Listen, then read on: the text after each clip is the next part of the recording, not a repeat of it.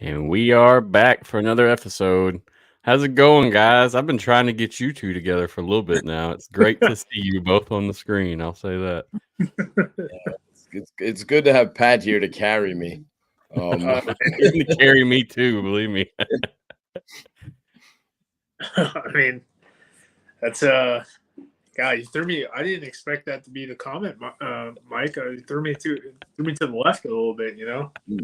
Yeah, well, you know, you don't get enough praise, Pat, but you know, so it's so you deserve it, and it's cool that you're on the show with me. We didn't connect the last time, so I'm glad we're on together at this point.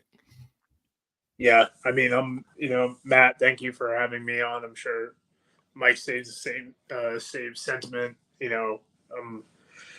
Anytime, I've been kind of missing this. I was doing Reed's show once a week for 11 weeks, and then that took me right into my season. And a lot of the people I interview, they're all recovering right now from their season. So I've been needing some of this. So thank you for having me on. Hey, love to have you both on. Seriously.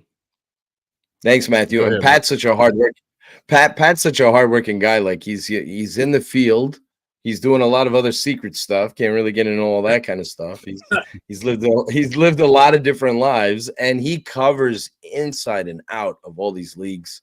So many discussions with him about salaries. He pays attention to a lot of stuff that other people don't.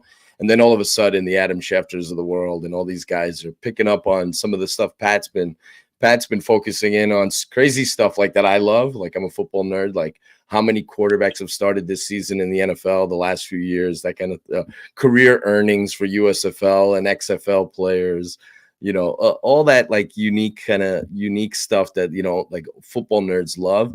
Pat's covers it. He covered the quarterbacks like crazy during the USFL and XFL seasons, backwards and forwards, ranking them.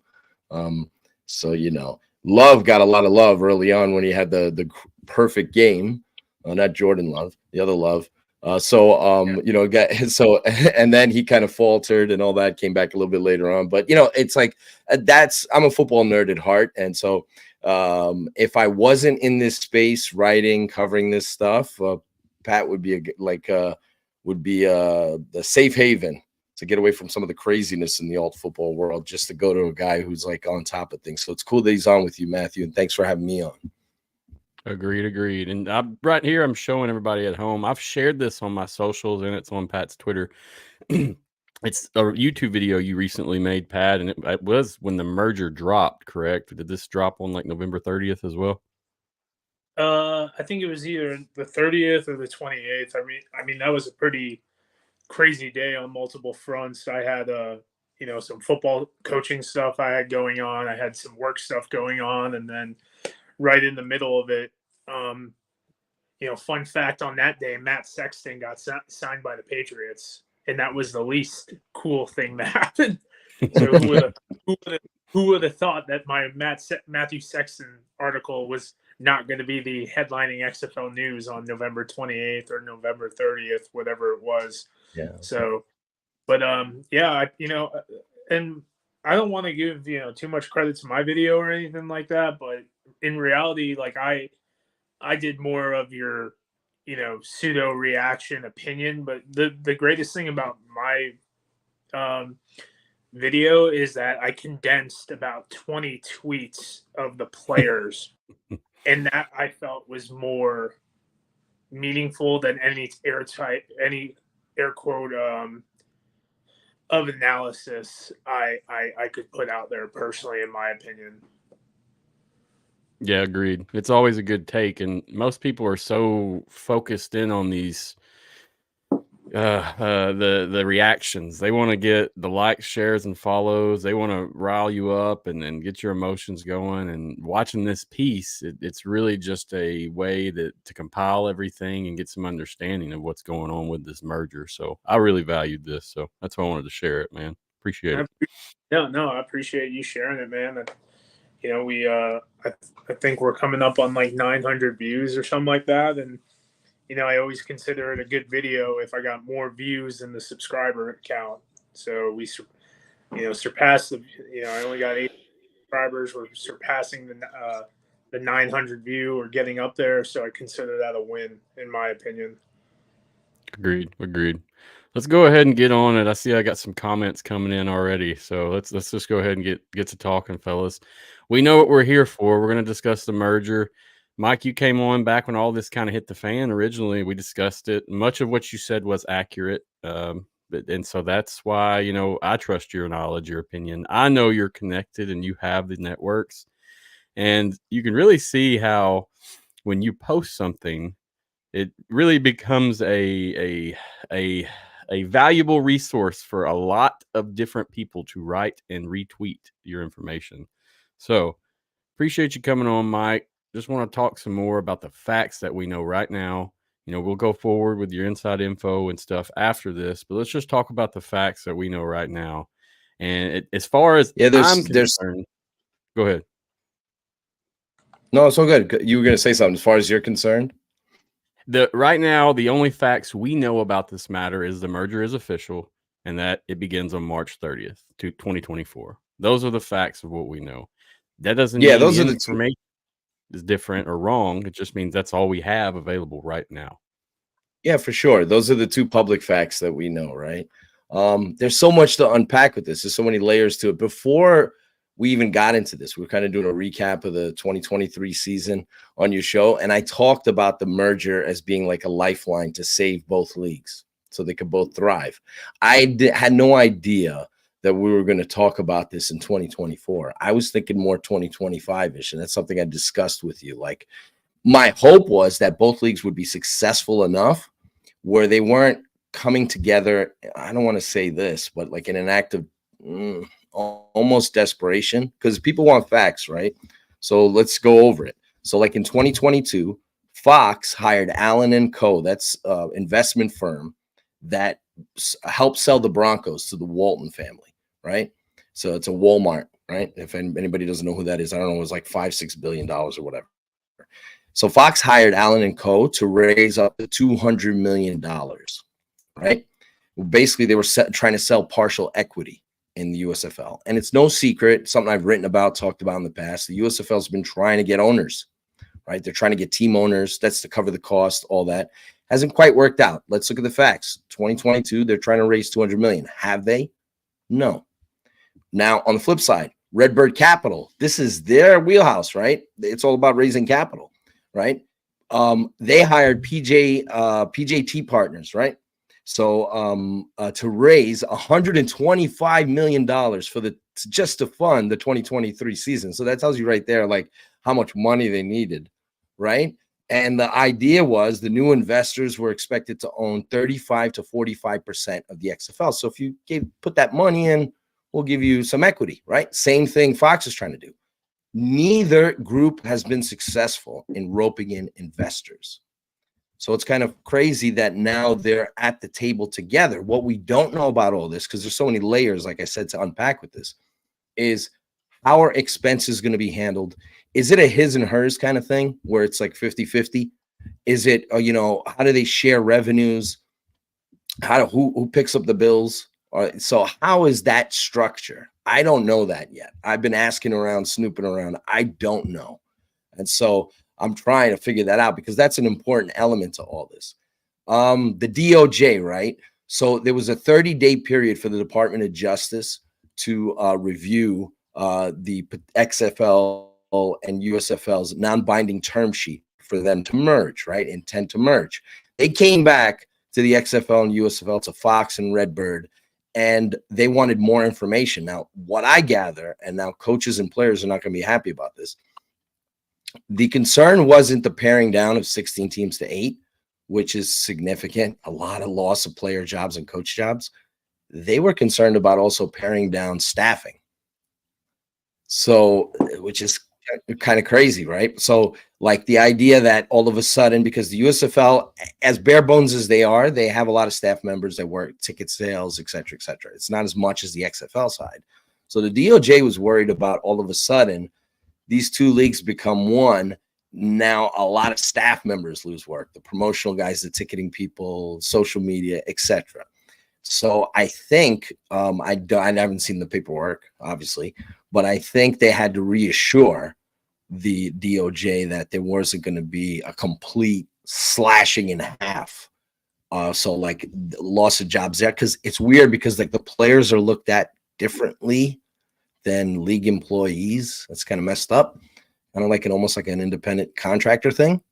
So so it's kind of, but they wanted this. Nobody wants to hear this, but the DOJ seemed to be more concerned about slashing in half staffing rather than slashing in half players. Be careful what you wish for, because I'm a football fan at the end of the day, and my dream was to one day see a fully formed XFL and a fully formed USFL come together and be a 16-team league champion versus league champion, interconference games, all that.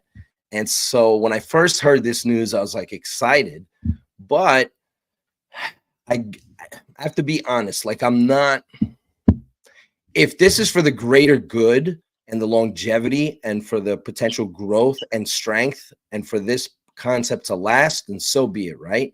I know one of the sentiments I got from somebody at Fox was they were trying to sell me on the fact that we're weaker apart, we can be stronger together. That's cool, right? But I get that sentiment, but it's hard for me to be excited or too happy about the potential of loss of teams and brands. You're talking, I'm an OG Generals guy, so I don't want to see the Generals go. I understand Darius Victor and all these great guys, if they intend to play in the merged league, they'll certainly find employment immediately, right? You would think anyway. And then, so same thing with, there are great coaches like on the Maulers. I've been in touch with people, I don't want to name names, but we know like Jaron Horton's, the Horton family, they did such a great job. Maulers' defense was really good. That's messed up for them to be out of work. I know this is hiring and firing season, NFL and college. So, you know, freshen up your resume, right? So this time of the year, college staffs change, NFL staffs, all that. But I feel bad. Ty Knott, special teams coordinator, wide receiver coach for the Seattle Sea Dragons. A lot of people right now are twisting in the wind. You know, they were laid off. Assistants were laid off during this whole thing. But people waiting to find out what's going on. Assistants have been laid off for a while. Coordinators survived in the XFL. Head coaches survived. Some of them, besides Rod Woodson. But they survived. They're still on payroll. But a lot of the assistants got let off, and they were told, you can get UE, unemployment insurance or whatever, and then we'll get back to you later. And now those same people that were told that may be out of work. So it's hard. The football fan in me wanted to see a merger between both leagues. I also have an attachment to both brands. So I'm not so sure I'm keen on eliminating the XFL brand and not keen on eliminating the USFL brand. I like both those brands. So, and I would have handled this merger much differently, but I don't cut the checks. I don't got that kind of money to make that call. Both these leagues are looking to thrive in this space. They think that they're obviously together because they think if they get together, they can make this work on a grand scale. They haven't been thriving. So I love the games. I watch all the games multiple times, cover both leagues, every player inside and out. I've been doing that for years. But when you step outside this bubble, these leagues don't mean as much as they should to the mainstream sports fan. They're barely a blip. They're still mocked upon. They're still laughed at. We celebrate the victories like XFL players, USFL players on practice squads or getting activated to 53. It's awesome with Turpin and Aubrey killing it. Both should be in the Pro Bowl. So, I mean, we want to see more of that because the reason why I want to see more of that is I want people to put respect on the names of these leagues. So I hope this works out. I hope this for the greater good. It's awesome that Fox and ABC are going to be airing games. It's hard for me, though, to get excited if, from what I've been told, that we're going to 8 markets, 8 teams. So it's just the way it is right now, Matthew. Understood. And Pat, I'm going to let you get your comment in just a second. When I spoke with Ben Fisher yesterday, that was his concern as well. I mean, from my talks, I mean, thinking as a fan and somewhat as a insider media, I'm thinking a 50-50 split. We're going to cut off 50% of employment, whether it be coaches, jobs, players, whatever. You know, from his conversation and talking with him, he's projecting that number to be much higher. And that is because he's thinking that Fox will be in charge of the day-to-days, basically, and they won't need as many staff members. They won't need as many people there because they have all that in-house. They can, hand it off. So this is what I've shared my sentiments with Ben, and we talked yesterday, and that was his concern, basically, because, I wanted to make sure we talked about the staff and the coaches and stuff. Other than the players are greatly important, but we got real people that don't have jobs right now. People I knew, and I'm sure people both that you knew as well, both you guys. So I don't know, it's dicey. But Pat, go ahead. What you got, man? What you think about it? I mean, when you take out the jobs and whatnot, there's also, and you'd have to go through every roster spot and on the coaching staff, is you have a guy like TJ. I'm saying his name wrong. He's a fellow Gindaloon like myself.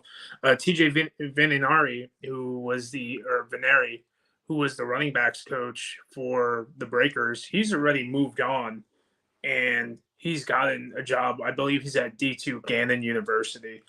Gary Watkins, the tight ends coach for the Michigan Panthers, he double dipped this year, so he's got a job as well. I don't know if he's at a JUCO or G2 school in California. So apologies on that. So there are a lot of the coaches who are going to be okay and have moved on. And, the Roughnecks special teams coordinator, he went to, I think, Tulane sounds about right. And there's about 3 or 4 other guys who are already moved on. And I don't want to say the bigger and better things because, there's nothing better than being an OC for the Battlehawks, but there are a bunch of people who have filled that void of their employment. So I feel like the jobs are a little bit overinflated that are getting lost, but it's not a minor thing whatsoever. You're still going to be out, probably about 40, 30 to 40 guys and gals who are going to be, and that's just the actual coaching staff. We're not talking about player support, any of that goofy stuff. But keep in mind, some coaches already have moved on. Going with the players, we saw Bryce Tordarin and Sean Coyne get signed recently from the Maulers and Breakers, respectively. You got to think that they're being told something about a dispersal draft, right? Like that's the only thing you can hope that they do to go forward. And there's never a good time to cut these jobs, in my opinion. But I would have liked to see a kind of thinning of the herd in 2024, like stay pat, run skinny on the rosters. We're going to just take this loss of these 16 teams financially. And, in 2025, whether it's 8, 10, or 12, we're just going to regroup and reconfigure from our pool of coaches who are moving on, players who are retiring, going to the NFL. That would be, I guess, the air quote best way to do it as someone who's sympathizing with the people on the ground. But no matter what, you're going to hurt a lot of people's feelings. You're going to hurt a lot of people's livelihoods in doing this. And, God willing, you can look back in 10 years and these leagues have a higher esteem and we can look back onto this moment and be like, it kind of sucked at the time, but Luis Perez just threw for over 30,000 career passing yards in the XFL, so I guess it worked out, right? Or the UFL or whatever the league's called. But even to Mike's point, these brands have existed, whether in this era or in the past. Like, are we going to acknowledge the Maulers or not the Maulers, the 2022 and 23 Stallions, or the 2020 and 2023 Battlehawks, their brands and whatnot? I don't know. Like, it was cool to see, at least on the XFL side, like they acknowledged AJ passing Jordan Teamu and passing yards. Something I was uber excited to talk about this year was the Generals really had 3 different quarterbacks throughout their 80s, and 83, 84, 85. They had Brian Sipe, Doug Flutie, and I think Bobby Scott was their big 3. DeAndre Johnson has 1,800 pass yards. So there's like continuity there to where he was going to be the all-time Generals leading passer. So that's kind of something that, like, I thought was going to be pretty cool, but does that not exist anymore? Not just for obviously the Generals, where it looks like they're on hiatus, but any of these franchises in the USFL, do we not acknowledge those past records, or are we acknowledging the franchise still a part of the 20 from the 80s? That's something I'm curious about, something I care about a lot. Understood. In terms of the facts so far, I mean, do you have anything you want to add and just in general and what we know or what we don't know? I mean, 90% of what I'm going to get is from Mike.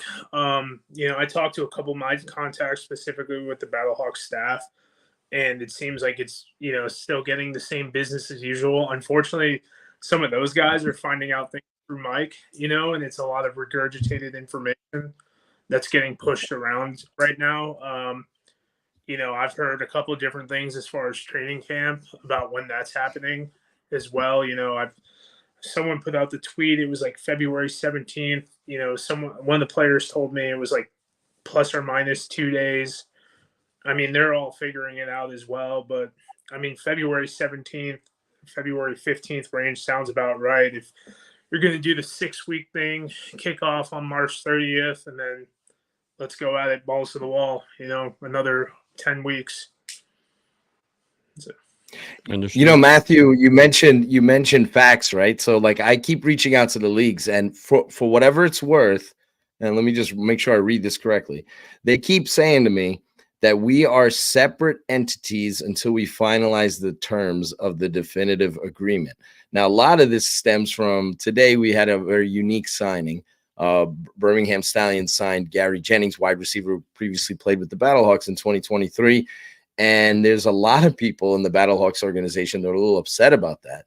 But the truth is, because they figure that we're now a merged league. We have the rights to that particular player. But technically, a little bit of a loophole, gray area right now. The two leagues aren't, at least from what they've told me, like they haven't finalized the terms of the definitive agreement. So since Jennings was released by the XFL, because you have to be released. That's another thing I want to get into, because I'll get into that in a second. But he was released by the XFL in order to sign. That's how it works. In order to sign with Carolina. So, and then since he was released and Carolina released him, he's a free agent. So he's free to go wherever he wants. There's no like you revert back. There's never been that, by the way. People fought me that last year. And then I don't know what it was, 70 USFL players jump ship to the XFL, whatever it was, thereabouts, right? So, and they said, well, how can he do that? He goes right back to the USFL. No, he doesn't. Cal Sloter was with the Jaguars, whatever. They cut him. Now he's free to go wherever he wants. He's not under like a binding deal. So anyhow, the leagues, for whatever it's worth, the leagues keep saying we haven't finalized the definitive agreement yet. That's what they're saying. Now, there's a lot they need to finalize from a business end, reconfiguring the divisions, how things are going to set up. I know you mentioned, I didn't listen to that interview, but I'll get a chance to check it out soon. Ben Fisher claiming that maybe Fox is going to handle that aspect of it. I don't know, staffing or what have you. We'll see about that. But But yeah, for whatever it's worth, and maybe for anybody who wants this thing to fall apart and for the leagues to go back to the way they were in 2023, maybe there's hope there that they haven't finalized the terms of the definitive agreement. They're so far along here that you'd figure that it's going to get done.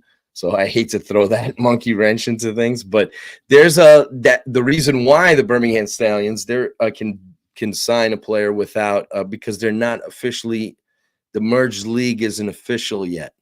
So, like, you have to set up a football operations department. They have to set the guidelines, the rules.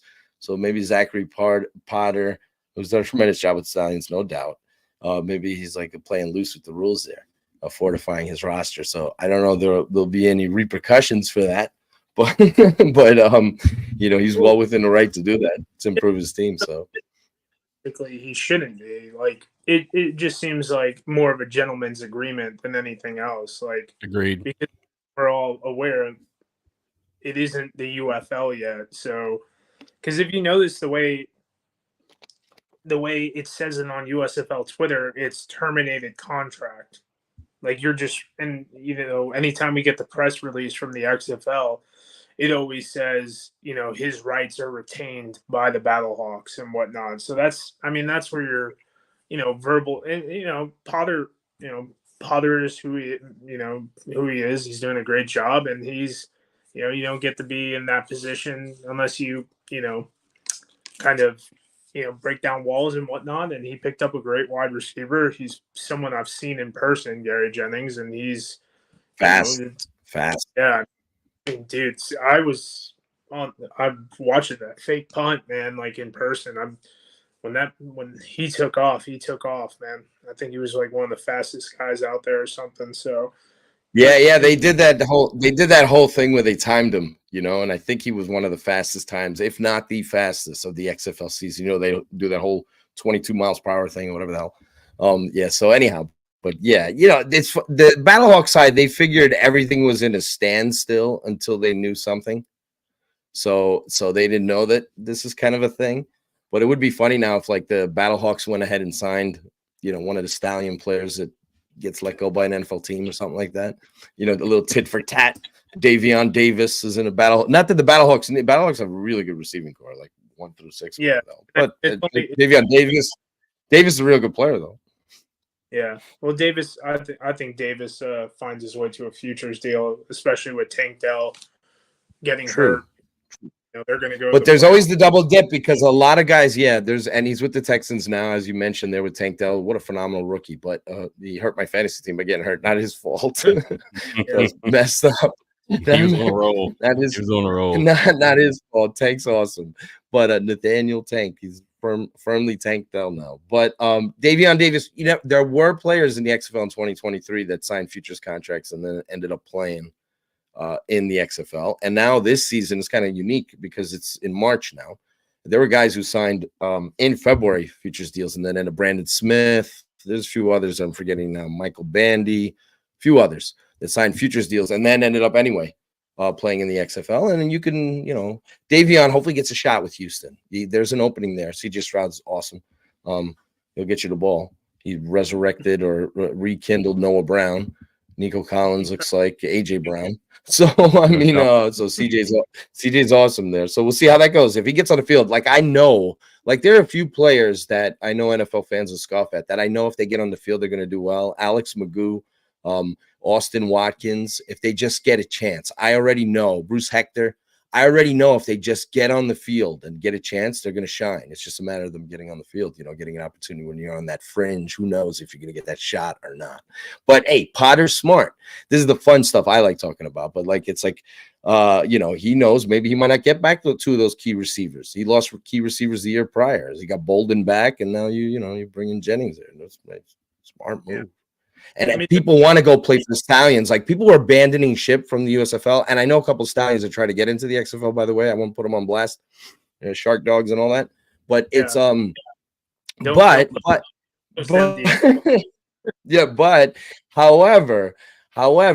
if you're one of the teams you definitely want to play for in the USFL is the Birmingham Stallions. Why wouldn't you want to go there?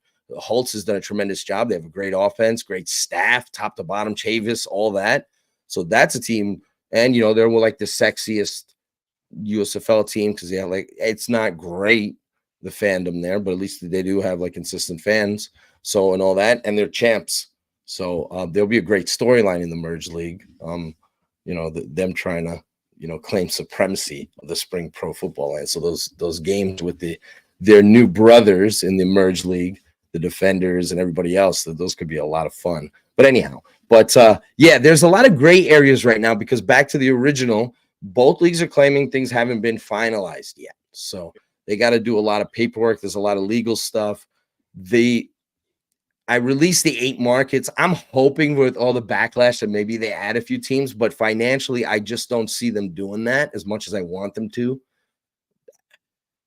Fox at the same time, like the XFL, their whole thing is they want to have their teams in markets. But the truth is, and as I reported last year, and they changed it, they were going to do the whole 2023 season in Arlington. That would have been a disaster. So to not have St. Louis play in St. Louis, DC play in DC, even if you're a USFL loyalist, and even if you don't like the XFL, you have to admit, like the Defenders and Battlehawks, those two teams have the most invested fans, best game atmosphere. You cannot deny it, right? So it's like, and I'm sure the league wants that for every team. Michigan picked up some steam at the end. Memphis had some decent crowds. Birmingham was a little bit of a letdown. They should be better. That whole market should be into that team.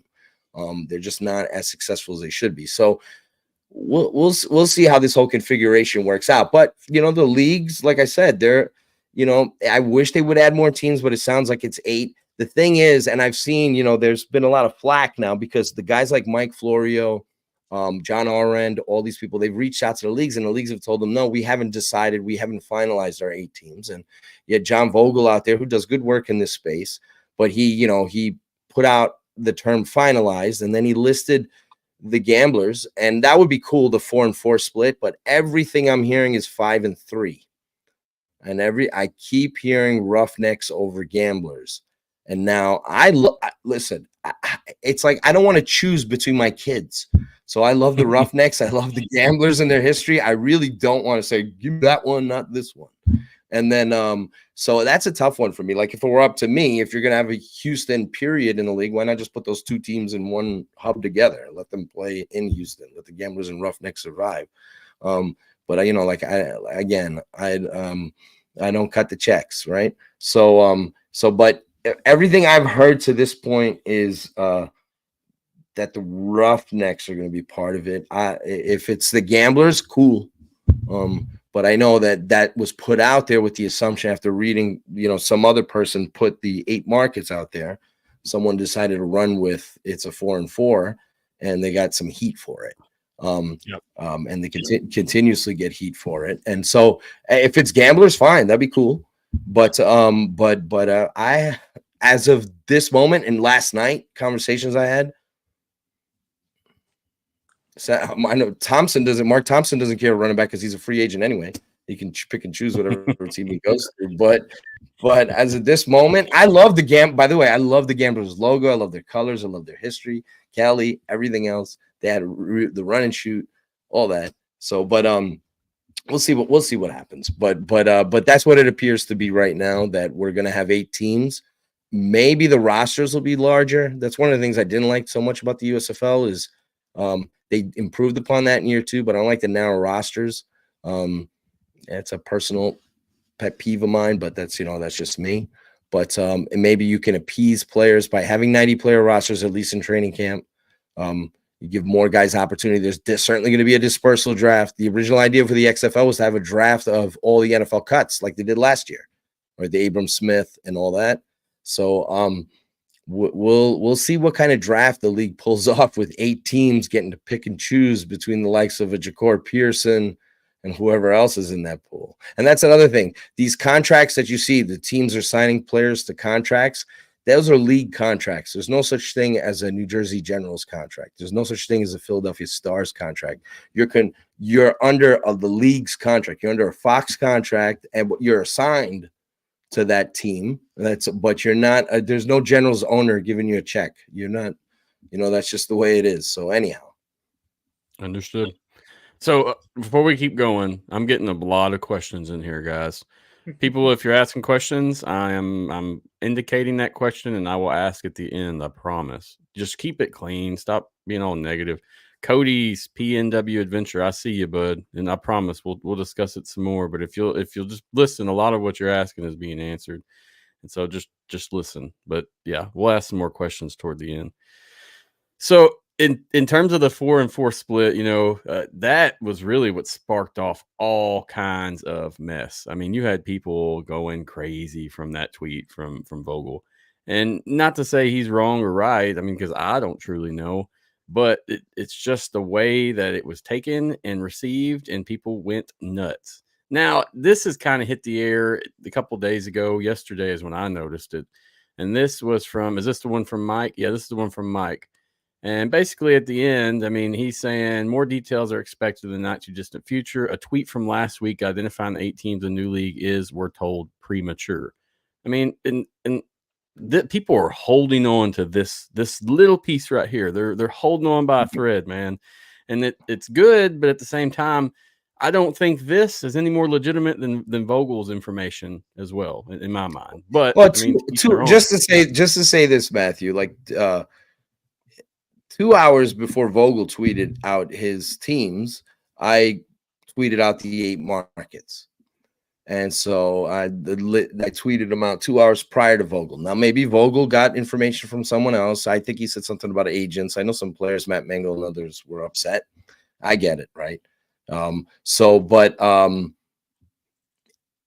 leagues themselves are saying premature because they haven't. What they're saying is they haven't finalized the agreement yet.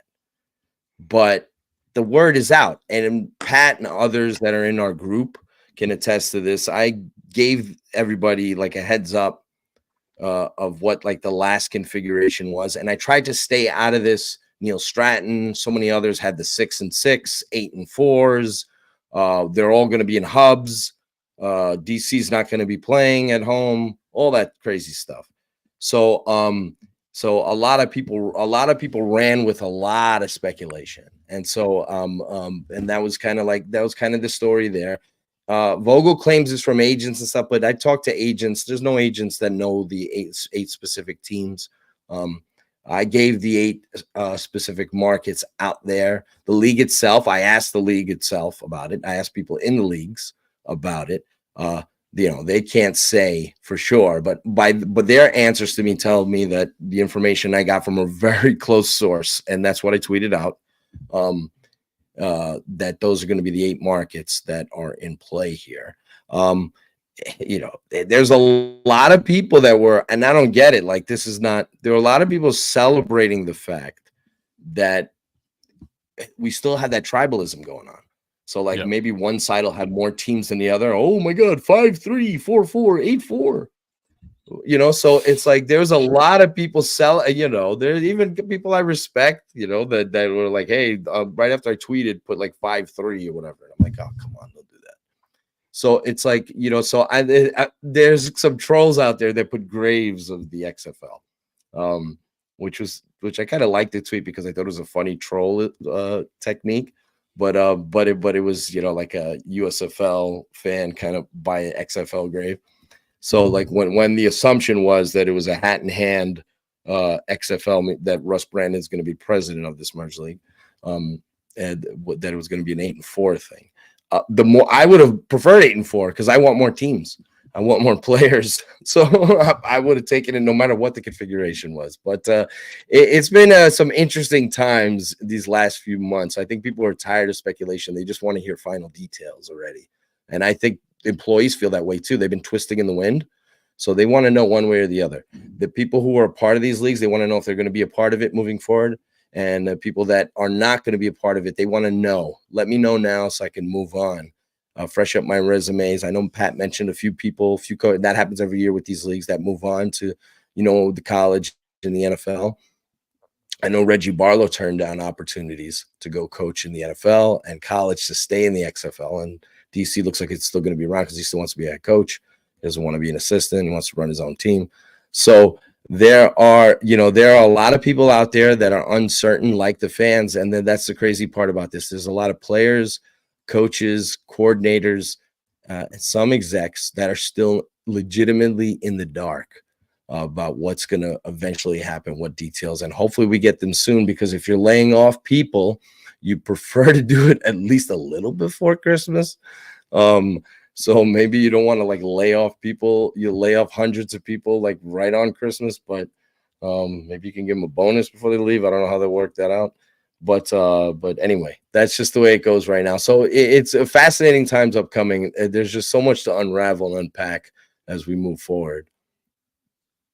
John, USFL coach, I forgot, that went to the NFL.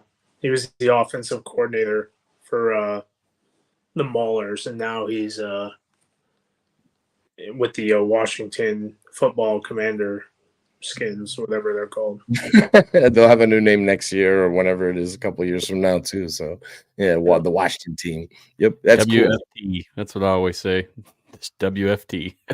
WFT. Well, guys, in terms of insider info, so Mike, you're saying that 8-team split, that is what we're looking at most likely, correct? That is, yeah. That's everything I've heard. I'm hoping that all of a sudden they after backlash, they decided, let's add a few more. Let's soften the blow here, because part of their when they do release the markets and what they're going to do, and I think I mentioned this too, the way they're going to sell it is that these teams that are not coming back for 2024 are being put on pause, kind of like the Tampa Bay Bandits were, and they'll sell it as they'll be back. They'll be back. We're just doing this for the short term, and they'll all be back. So if the Seattle fans are upset or what have you, hey, your team's coming back. It's hard for some USFL fans. You got to give USFL fans credit of like teams like the Maulers and the Generals and all that. They've bought in with the hope that one day these teams will actually play in their markets, and then for them to go away and then you try to sell them on, hey, we'll see you in 2027. Generals will be back. Don't worry about it. That's going to be tough for that grouping there. But yeah, for now, Matthew, I'm hoping that we hear 10, 12 teams. That'd be great. That'd be a nice way to soften the blow, because we had like 8 teams taken away, because we had a really good in 2023. But people didn't realize that. All the tribalism craziness that was out there. And I wrote articles about this. Over 800 players were playing professional football in the non-NFL offseason. And 2 prominent leagues on prominent networks. So anyhow, but so we'll see how it all shakes out. But they're the merged league's gonna have to do a sell job, basically spin this, that this is, for the greater good, that this is good. We're coming together so we could be stronger together, that this is gonna revolutionize, this is the evolution of it, etc., etc.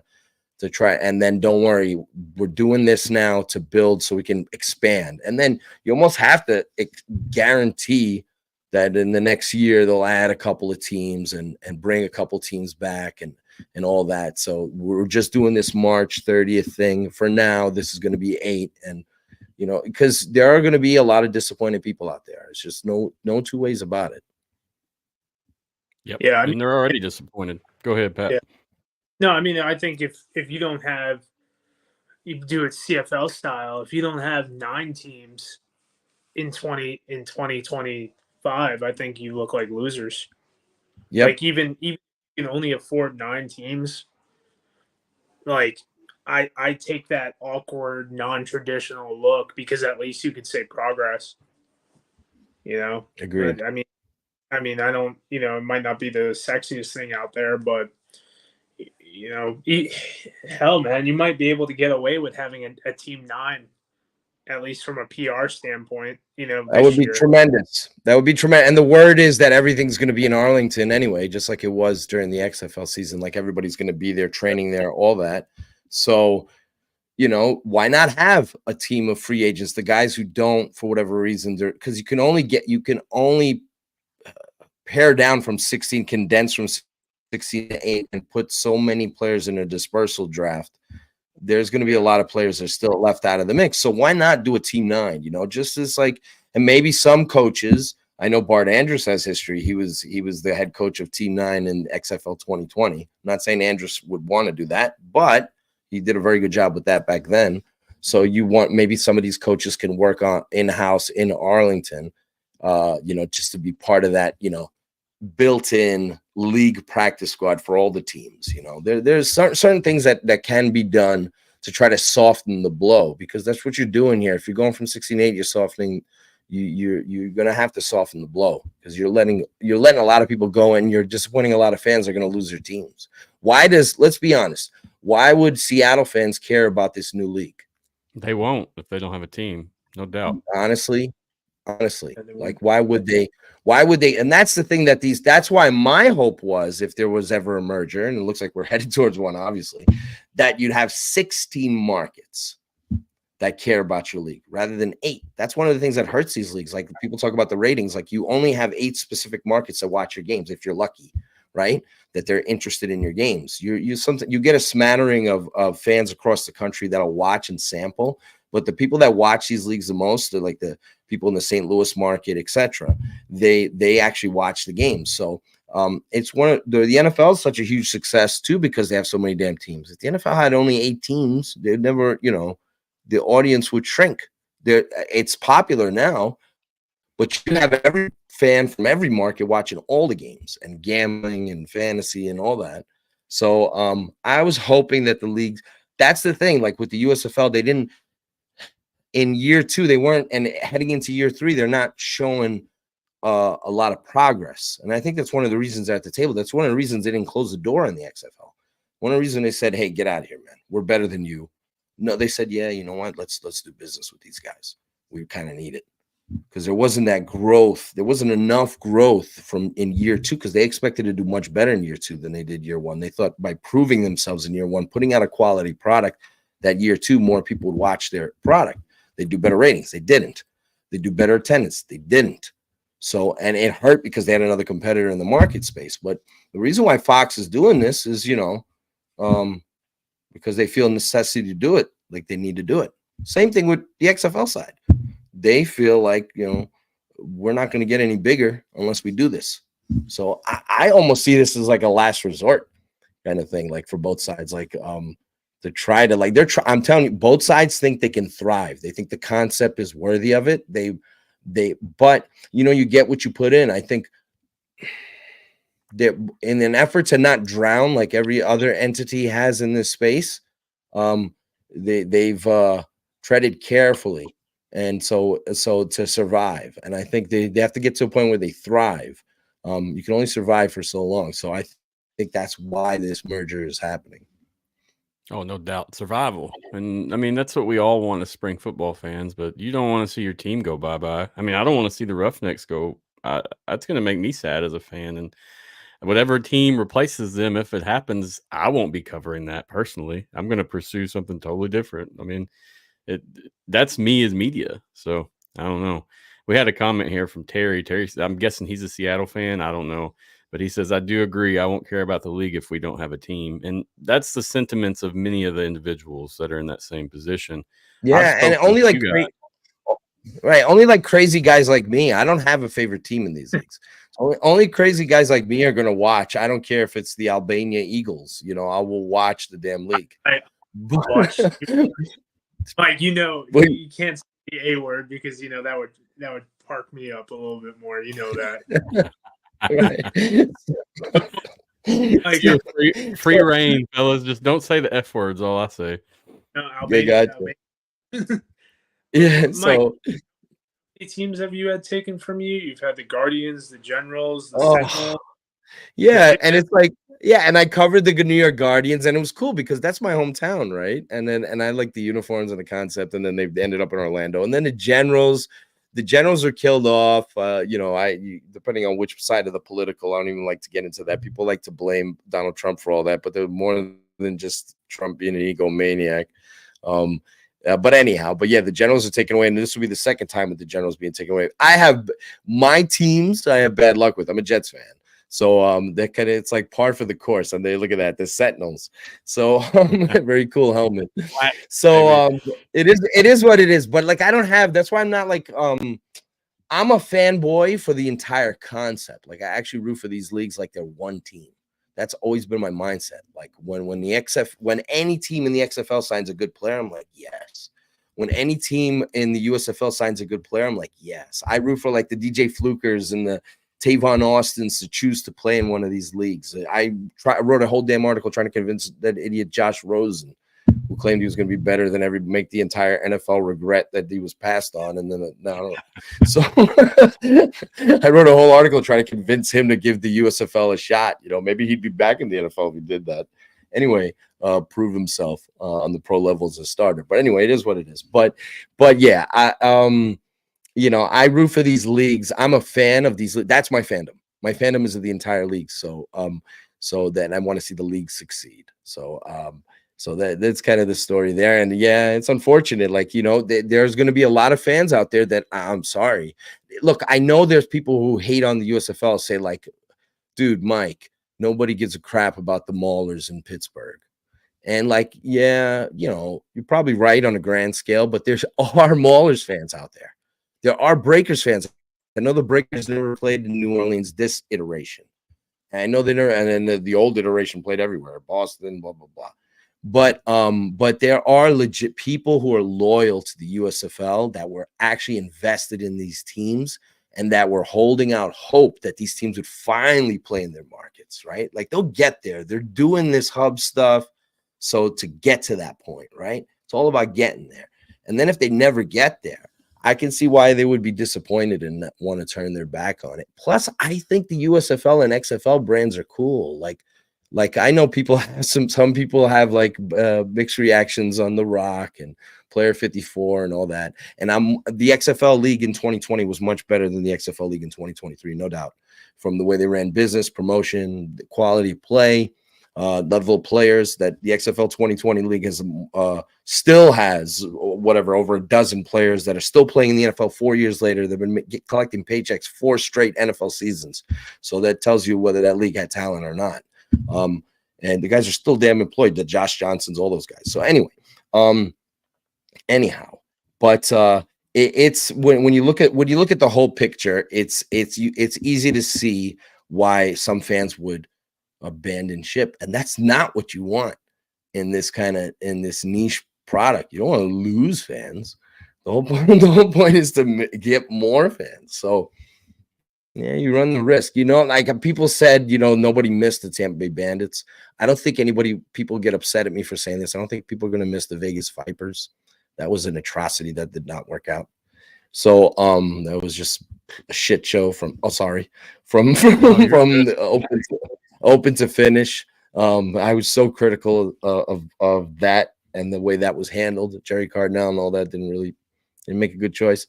So it is what it is. But if it's for the greater good, there are people out there that think that, and this is an argument for this merge, that the quality of play in this merged league is going to be phenomenal because you're taking from 16 teams. This is the thought process. Agents, players, coaches. I've heard this over and over again. In their minds, they think there's not enough talent for 2 leagues. So in theory, if you take the best of the very best, I disagree with that. But if you take the best of the very best of these 2 leagues and put them all in one league, that the quality of play in theory could be better. I'm of the opinion that the quality of your play is contingent upon who your coaches are and who your front office people are. That's how it dictates. If you've got good people in those positions, that's how you dictate your quality of play. But there's people that think if you take the very best of the 2 leagues and put them all in one league, that I have no doubt the quality of play is going to be good in this league. I just can't wait to see what rules they go with.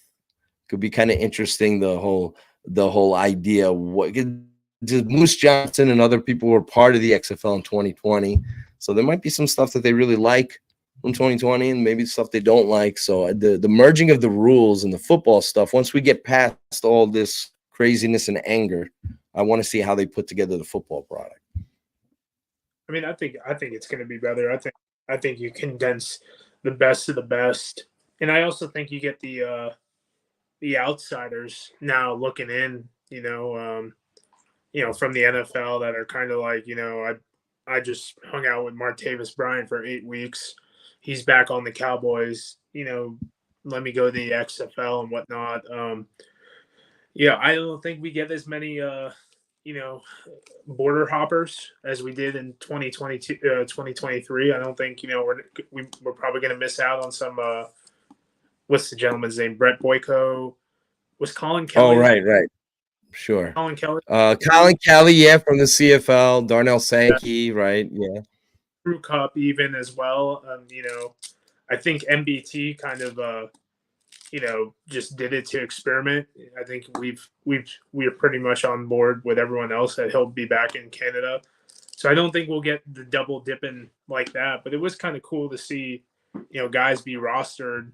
Slaughter was an example, be rostered for about 7 weeks, 6 weeks. I think he was on the Renegades and then go and put himself $100K a year just from spring football. And now Kyle Slaughter's a YouTuber. So but I think some of that. I don't think we'll see as many Canadian. Not so nationality. Yeah, probably not. But there's still. But if this league proves that, CFL people don't like to hear this, and I'm a CFL fan, lifelong CFL fan. They don't like to hear this, but the players out there want leagues like the USFL and XFL to exist because they want to be closer to home. They want to play an NFL-style game. You have a better chance of getting an opportunity in the NFL if you play in one of these leagues in America than you do if you play in the CFL. Whatever it was, Pat probably has a number. It was over 100+ players that got NFL opportunities combined, XFL and USFL. Maybe it was 110, 120. I lost track at one point, but I know it was in that neighborhood. Yeah, 44 and 67, or 42 and yes, 67. 7, right? It was in that neighborhood, and I think a couple of guys on the XFL side, whatever, added on later, like AJ McCarron, deservedly so on the Bengals now, whatever. But either way, those two leagues had over 110. There wasn't 110 CFL players that got CFL player that got NFL opportunities in 2023. There wasn't. There's some very good CFL guys, Alex Singleton, all these guys that have made their way. We know, everybody knows about Cameron Wake, how great he was, all that. But players, my point is, American players want to play in America and have an opportunity and be home, be close to their families, and have an opportunity to play an NFL-styled league. So it's easier for them to transition. If you go and play in Canada, you're a defensive lineman, you're playing 1 yard off the line of scrimmage, you're playing an entirely different game. You're artificially enhancing speed by running towards the line of scrimmage, even though the Miami Dolphins have found unique ways to use CFL like waggle plays. But anyhow, with Tyreek Hill running full speed at the snap. But yeah, I think that this league has a chance. You're going to see the quality of play is going to be of high level. It always is in these leagues, even the AF, all that. But I think it has a chance to be even better. Because now you won't get that. Well, some players will choose the USFL, some players will choose the XFL. There's only one destination for it now. I feel like it's almost like the marketing for ticket sales. As long as they get adequate time to train and practice together, develop those skills, whatever, we will see some good stuff. But if we're rushing it and we're making it super fast and we're making decisions late as possible, it might be a little choppy, but we'll see. I mean, but as I said with the ticket sales, if we hear in January that this is a go, it's definitely going to hurt some ticket sales. No way around that. I mean, well, you know what's funny, Matthew? You know what's funny, Matthew? Though the XFL has been doing very well. Like a lot of these teams have been doing, surprisingly enough. Like I wasn't so sure if this would be the case, and I've spoken to people in the sales. Like Arlington's doing well, selling. DC's doing well. St. Louis, it goes without saying. They're selling a lot of the pre-sales are doing very well for these teams, despite the uncertainties surrounding the league. Seattle was actually. Sad thing is Seattle was doing pretty well too. They sold a good number of season tickets or pre-sales, all that. So kind of weird. I guess the refunds or whatever are coming up. But they're doing well. And I heard that a couple days ago, I heard that on the Fox side that Eric Shanks was impressed. He's been getting a look at the books and what's going on. He was impressed with the ticket numbers that they saw on the XFL side. Now, I don't know if that determines who's going to be a part of this merge league or not. Maybe more people retained on one side in terms of that, in terms of sales. The USFL side, unfortunately, it's been so bare bone. They work hard over there to sell tickets. They bend over backwards, give away tickets, giveaways, all this. Their pricing point is so terrific in the USFL. You would figure they would do better. For whatever reason, it just didn't work out for attendance. But yeah, there's been positive signs for the ticket sales, despite the uncertainty and people not knowing what's coming. and now, no schedule being put out. It's going to be later now. So we'll see. Presumably season starts March 30th, and then we'll end, if we stick with the traditional 8-team, 10-week regular season, 2-week playoffs, the season would end the weekend of June 15th. From March 30th to June 15th, unless you have a bye week before the championship like the XFL had, maybe at the end of June there. So there's that. So there are also agents and players. That's another layer, because there's also agents and players that prefer. You saw more XFL players sign on with NFL teams because a lot of, like, you get an earlier jump. So you're gonna have players in this league that are gonna get a later jump to get onto NFL rosters. Not that will stop you from making it, but it's just, you'd prefer to get into camps in May rather than late June. But there's a lot of different layers to this. There's a lot of fascinating stuff to go over. Understood. Pat, what you got? We're going to wrap up from this topic. So anything else we want to cover on information or updates? I mean, to just piggyback off Mike's statement, the USFL in 2022, they still managed to send 60 guys to the NFL with, hundreds upon hundreds. I don't know if it's hundreds upon hundreds, but definitely over 100 people conducting like workouts and whatnot. So the transition to the league is not, so fearful. Granted, I think rookie minicamp is an extremely underrated factor, especially if we're looking to the long-term continuity of these leagues. To have, a guy that I'm personally close with is Eric Magwood. He's an IFL guy, transferred a couple times. He's going into camp now as a starting left tackle. He goes to Buffalo for 5 days. That's 5 days of this kid getting in more work with different coaches and whatnot. So it is another part of this development. With these ticket sales, another thing that I don't know, I remember someone brought it up, but what it costs to go to the Dome isn't the same what it costs to go to Legion Stadium or Legion Field down there. Some of those tickets were like, what, $20 or something like that, and you're sitting in the top rows. Right. I get 2 tickets, paying $200, for, the best seats at the Dome. I can get those same tickets for $40 in Birmingham. What are we doing? What are we doing here on the season ticket people and all that stuff? Like, you're gonna ask someone in Birmingham to pay more. You're gonna expect someone in St. Louis to pay less. Like, what's going on with that? So I think that's a question that's gonna come out. Final thing as far as with roster sizes and everything. Mike, I think this is something that I pitched to you is, I did the math. It's between like 48 and the high 50s on, the remaining 8 rosters, whether it be Gamblers or Roughnecks. It's in that range. Wouldn't it be something, you have the dispersal draft, you get the rosters up to 90, and then have the 90-man rosters going into training camp, and then do internships for like coaches and whatnot to come and assist, hold the bags and whatnot, high school coaches in Texas or, smaller programs who aren't in spring ball. I think that's something they could use as, the way the NFL uses their internships, get some free labor and give some people a great experience down to be a part of a professional staff. So those were like some of my points, with the roster size and everything going on right now that I wanted to. Yeah, if you tout yourself as, I love that idea, Pat. If you tout yourself as a league of opportunity, you can extend it in many different ways, and you can approach it with that concept. So given opportunities that way, and it doesn't hurt you from a financial end, and you're doing a great service because you're giving people experience too. You give them an opportunity to work in a pro football environment. So that's very cool. Good idea. Agreed. Yeah, I mean, you gotta give, this dispersal draft. It would make sense to bump it up to 60. Kind of hold fast on the LOIs right now for the college kids and have them wait around. Maybe you get a couple TJ Barneses who ended on their terms rather than someone else's term. Going forward. Will we gonna see much more Paxton Lynch? I don't know. Love me some Paxton. Bring him back. Bring him back. QB1, San Antonio. I love it. Could be worse.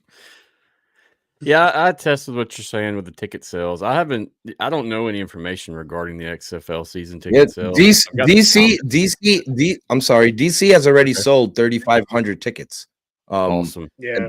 That's beating all of last season's season ticket sales. That's all of it. So that's pretty impressive at this point. So there's room Agreed. for them to surpass. And then by the end of the season, they were selling out games, right? A lot of people, the reason is so a lot of people sampled it at the end of the season and they're like, I got to come back. So they have an awesome atmosphere. So if you live in that area, you'd want to be a season ticket holder. Yeah. I mean, you don't want to go see commander skins or comp skins, whatever you want to call them. Yeah, just not a fun environment. They got to fix that. They gotta fix the stadium. People almost dying. Yeah, I mean, wasn't it like a couple years ago, raw sewage or whatever was like falling on the fans or whatever? There was like some kind of bathroom leak or something going on. It's like Alex Smith got a terrible infection from the field, man. They almost killed. It's like the Mets, man. They killed Gil Hodges. Have you guys heard anything on the USFL end for ticket sales, season tickets at all? I talked to Jake Ball. He's pretty in step. He runs the USFL shadow page, and he said that they're a little bit ahead of schedule from what we talked about it a couple weeks ago. They're a little bit ahead of schedule from the 20. What was it? I heard there's great optimism. Even though there's some uncertainty right now with Memphis franchise, a lot of people think Blevins is going to get that job. We'll see. Who was supposed to be the Vipers coach? We'll see how that goes. It'd be nice. But there's optimism with Memphis. Like the USFL side, like they feel like there's room for growth there. Like they think they can have a big jump in year 2, even though right now they don't have a head coach. We'll see who that ends up being. But there's everybody I talked to on the USFL side has optimism, and there's optimism too with Michigan too. I think the Panthers, like, I really wish. I know the Lions are great now, right? So it's awesome to see, but I really like to see that market embrace that team. I wish there was, and I love the fact that one of the things I really liked about the USFL in year 2 is like finally they got over that crazy lawsuit stuff. So they at least tried to connect a little more to the past, bringing up old records, bringing old players, Bobby Hebert, all this stuff, bring Herschel Walker, like mentioning all these players. So I like that they tried to connect to the past. I think people this generation don't realize like how awesome the Panthers were, like in the 80s, how badass that franchise was. So just hard to recapture that, but I think there's potential growth in there. I'm like this. I think the Stallions, I can't quite put my finger on why they haven't blown up, because like they have a really cool brand. I love their colors. They have really good players. They're well run, well coached, likable head coach. They should be a massive success in Birmingham. They just haven't been. So on the field, yeah, sure. Just like in the box office, no. I mean, Birmingham seem like they boom or bust, man. Like I feel like it's either up, like you're looking around, you're like, man, this is pretty nice, or it's just like, but you're asking a lot of the people of Birmingham. It's not a crazy big city, and that city they showed the parade didn't look too bad. The parade looked good. That's true. No, the parade was cool. Parade was cool. They can be so much better. And I was appreciative of Moose Johnson coming out publicly and saying that he was disappointed with the Birmingham market and that he was disappointed with ticket sales. Guys like in that position usually they won't say that. And, and he was keeping it real, because they expect, and Birmingham's like one more year on the lease there. So I don't know what they're going to do after 2024, but they expected that because they adopted that city, they expected that market to be a lot more successful than it has been. It's not awful. It's not pitiful. It's just, you know, I'm not saying they expected a St. Louis thing, but, you know, something better than what they have had, you know, in terms of like notoriety, popularity in that market. They're just really good too. And Birmingham, I know they've been screwed over many times, but in these leagues, Thunderbolts, everybody else, the Fire, all these other franchises that have come and gone so quickly. But you know, maybe that market will start coming around. And start, you know, because they got a two-time champion. I mean, so back to back. And so we'll see how it goes. We'll see how it goes. But there's that. I just my original point. There's the USFL side. These markets that end up in this merge league. There's a lot of there's a lot of upside. There's still potential for growth. The Memphis, the Birmingham, Michigan. I'm just surprised Canton's not a part of this. And the USFL dropped the ball. With Canton is the perfect backdrop, the perfect setting for a spring pro football league. And USFL was in Canton. Awesome. They didn't brand a team from Ohio there. Nobody in Ohio cares about the Maulers. They don't care about the Generals. I know people thought, well, hey, the people who travel from Pittsburgh, people who are Browns fans and Bengals fans do not give a damn about black and yellow, black and gold Pittsburgh team. They do not want to put down their money for a Pittsburgh team. Sorry. So, but I'm surprised. Like I would figure, I was hoping Canton would be a part of this whole deal, because I like them being at the Hall of Fame. I like that stadium. And I was hoping for an Ohio team. So anyhow. Understood. I'm looking forward to Memphis. I'm going to attend some of those games this year for sure. I was a big fan of the AAF. And if you do the product right, I love it as well. That's where everything sparked for me, honestly. And man, I went to all the games they had. Loved it. Awesome. I love their uniforms. Brandon Silvers was much better in that league than he was in TSL or in the XFL. I like that Silver version. What'd you say, Pat? What a quarter! No, I mean that was a quarterback room and a half, man. You had Johnny Manziel, Christian Hafford, you know, Brandon Silvers, and then Zach Mettenberger. I mean some of these AA were amazing. Yeah, they had a unique mix. Oh, Mike Singletary, one of my favorite players too. Yeah, I just love that name, Memphis Express. You know, I've been having it's not too long ago. It's 2019, but lately I've been having I've gone through this. I go through periods of this with the United Football League, which is, I guess, coming back, right? But with the Tuskers but the AAF recently, I saw Greg Ward was back with the Eagles. I miss the Alliance of American Football, so the Hot Shots and all that. So I'm crazy. Like, I love all these leagues throughout the years, and so I get nostalgic when it comes to them. But the Memphis Express was cool. Like, that's how you do they have a cool looking jet on their helmet. You know, the New York Jets need to either go back to their classic logo or come up with a better logo on your helmet. I like the whole Express brand was cool. Agreed. Well, fellas, I guess if that's all, is there any more things that we need to discuss regarding? No, I think we're cool here. But you got questions? You got questions for us, Matthew, or what? So many questions, but I want to cover another thing first. All right.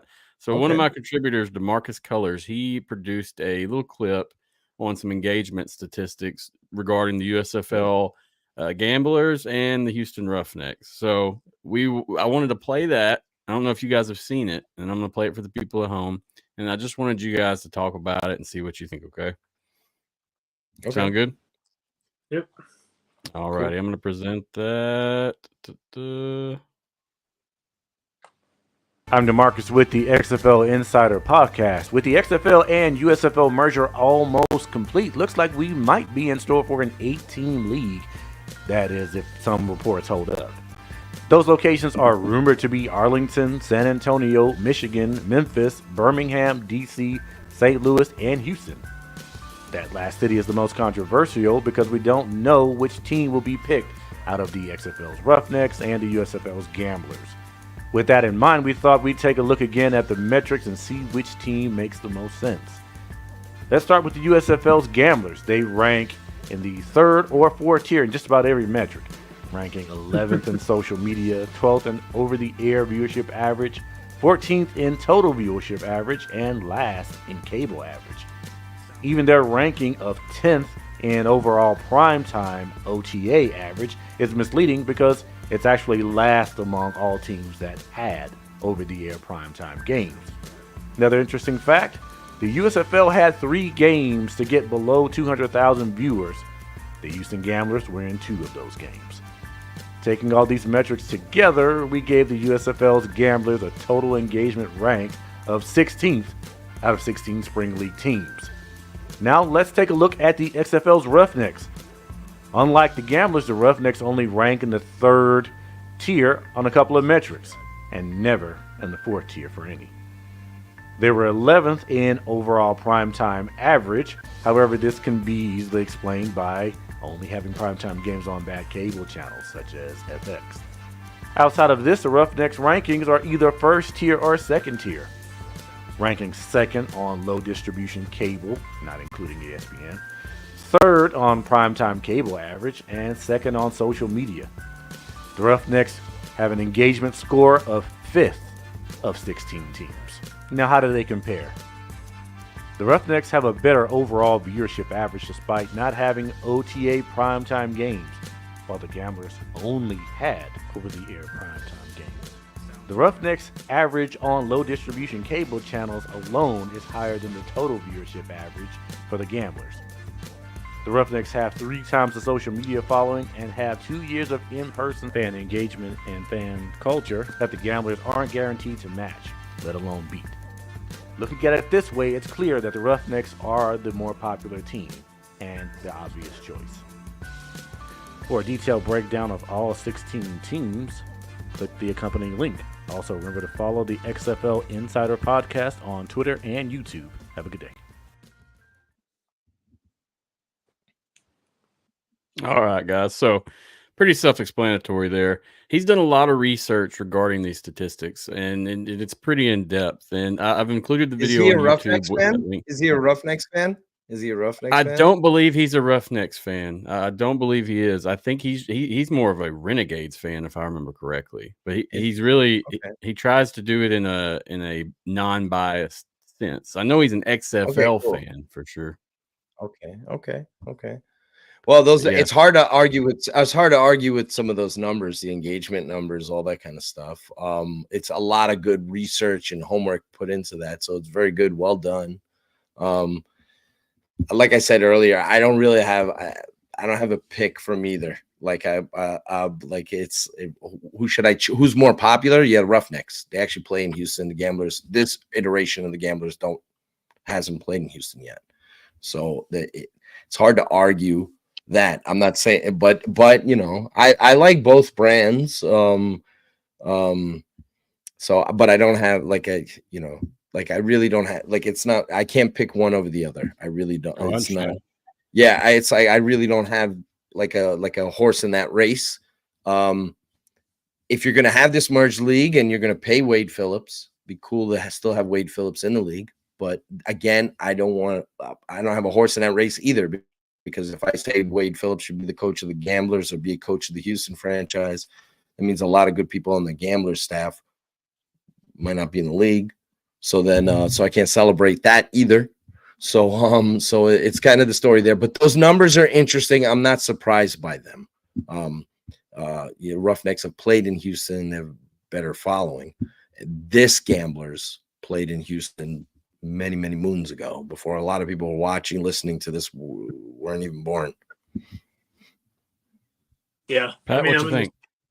I'm in the same boat. As long as they keep my buddy Clint Stig on one of these rosters, whether it's the Roughnecks or the Gamblers, got to shout out the Lindenwood guy. But I mean, I talked to James Larson about this. He goes, the Gamblers are an iconic brand.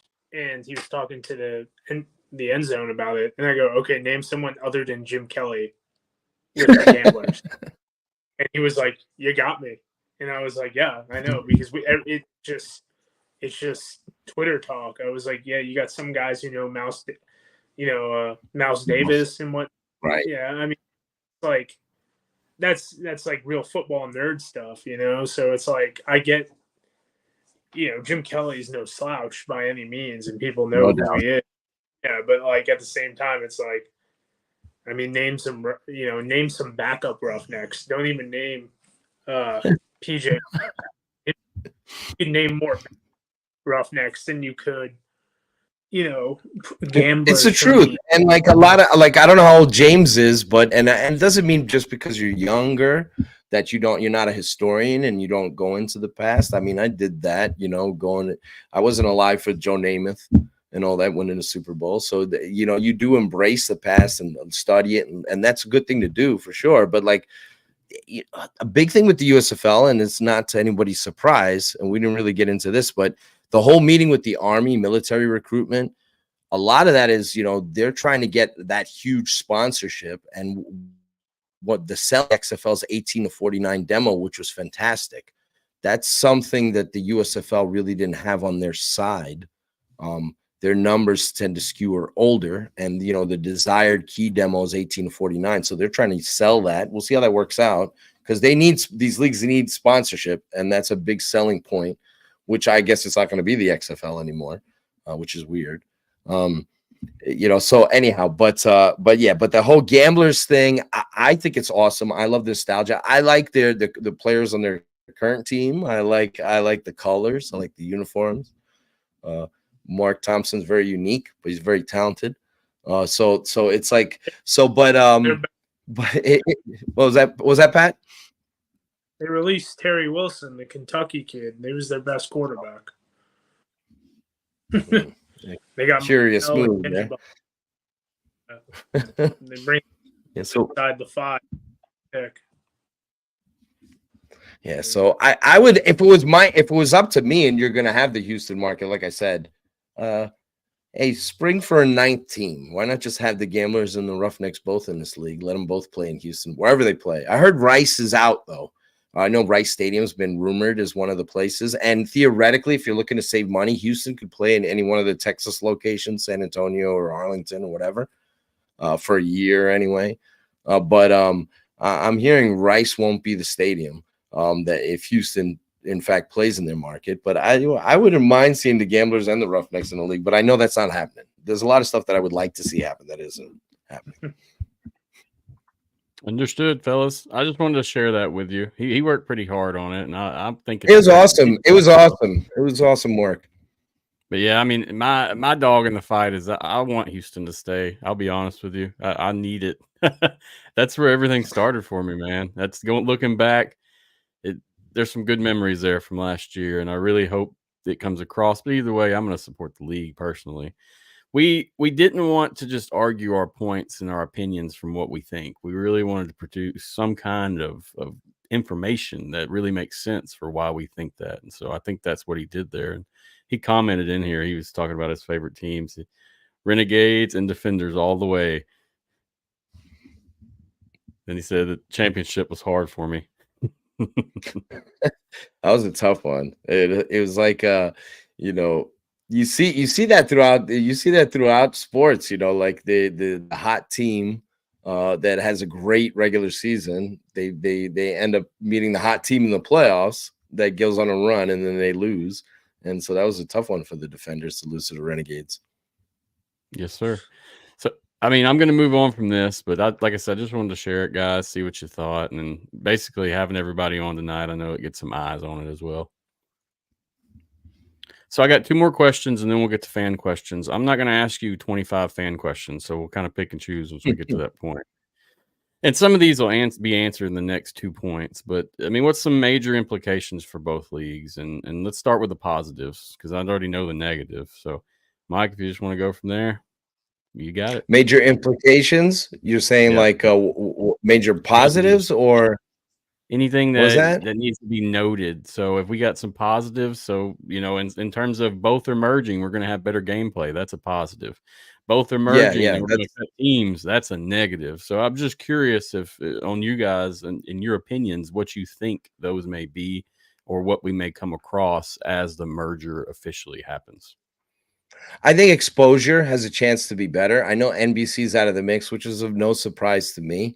But like if you've got a fully invested ABC, fully invested Fox, ESPN, and they're cross promoting, that's one of the things I loved about the XFL in 2020. They still have that Fox game, which was done by Burkhart and Greg Olson, is still the highest rated non-NFL pro football game since the original XFL. There was a Guardians Vipers game on Fox. So the cool thing about it was Fox was promoting games that were upcoming on ABC. ABC was promoting games on. So I like that marriage. So I do think the exposure marriage can be very good for ratings. Obviously, they're not competing against each other. So now you're not siphoning off the audience. So now you have a chance for growth there. You have one home for all non-NFL players to come play in, one prominent home. So their quality of play can be very good. They put their resources together and they handle it correctly. Promotions wise, they can sell a lot of tickets. They can make it the hot.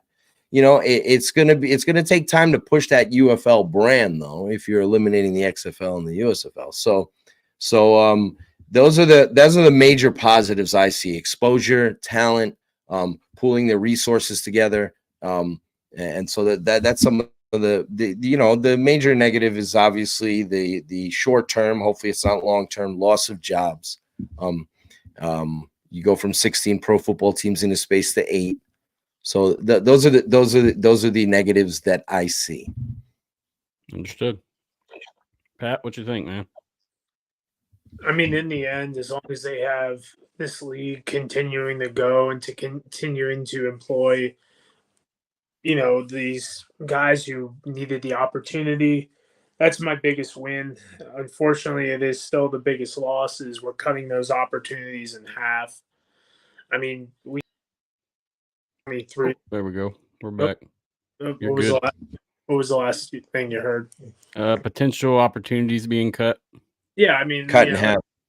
Yeah, I mean that's the golden age of football was 2023.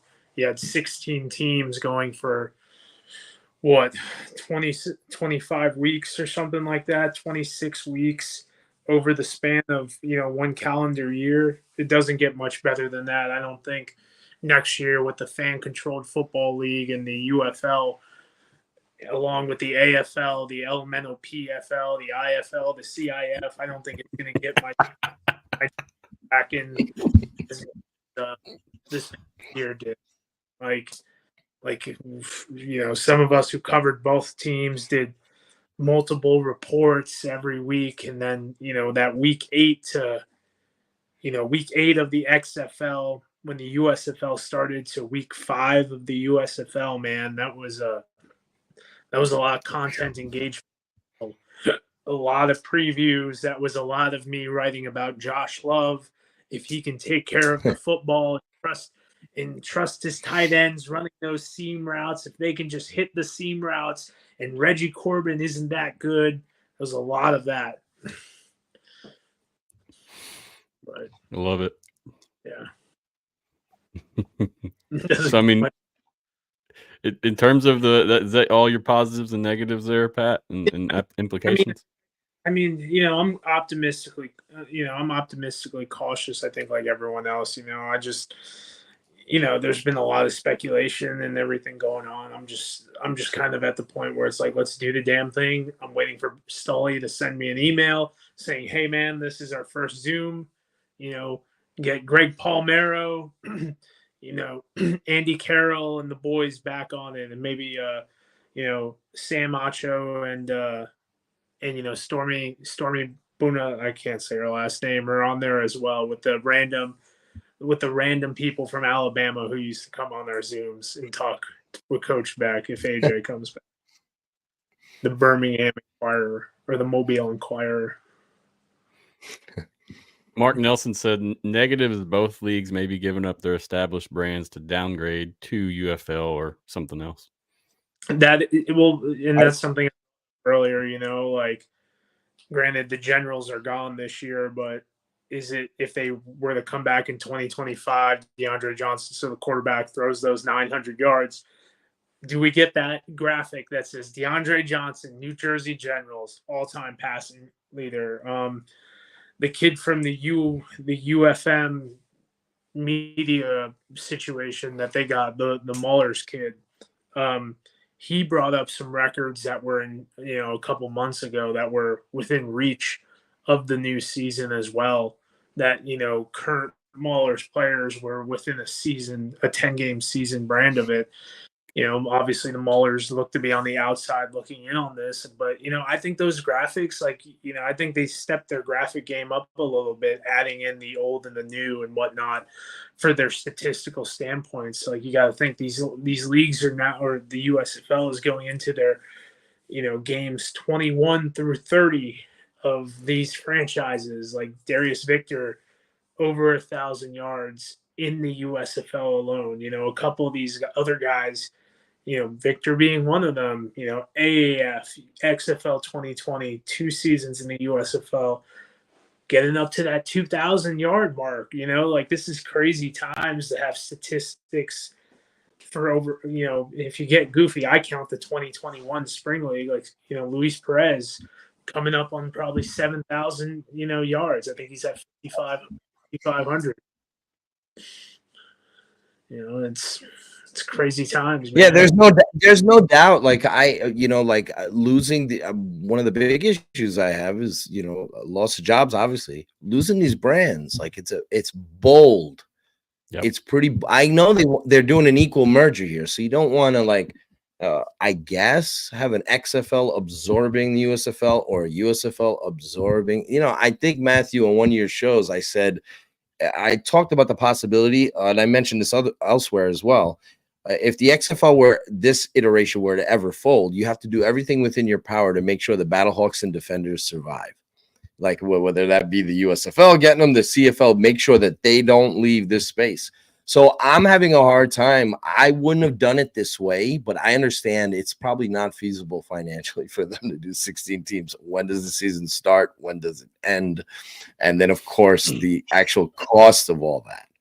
So this isn't like the USFL had 18 teams, which they went too big too soon.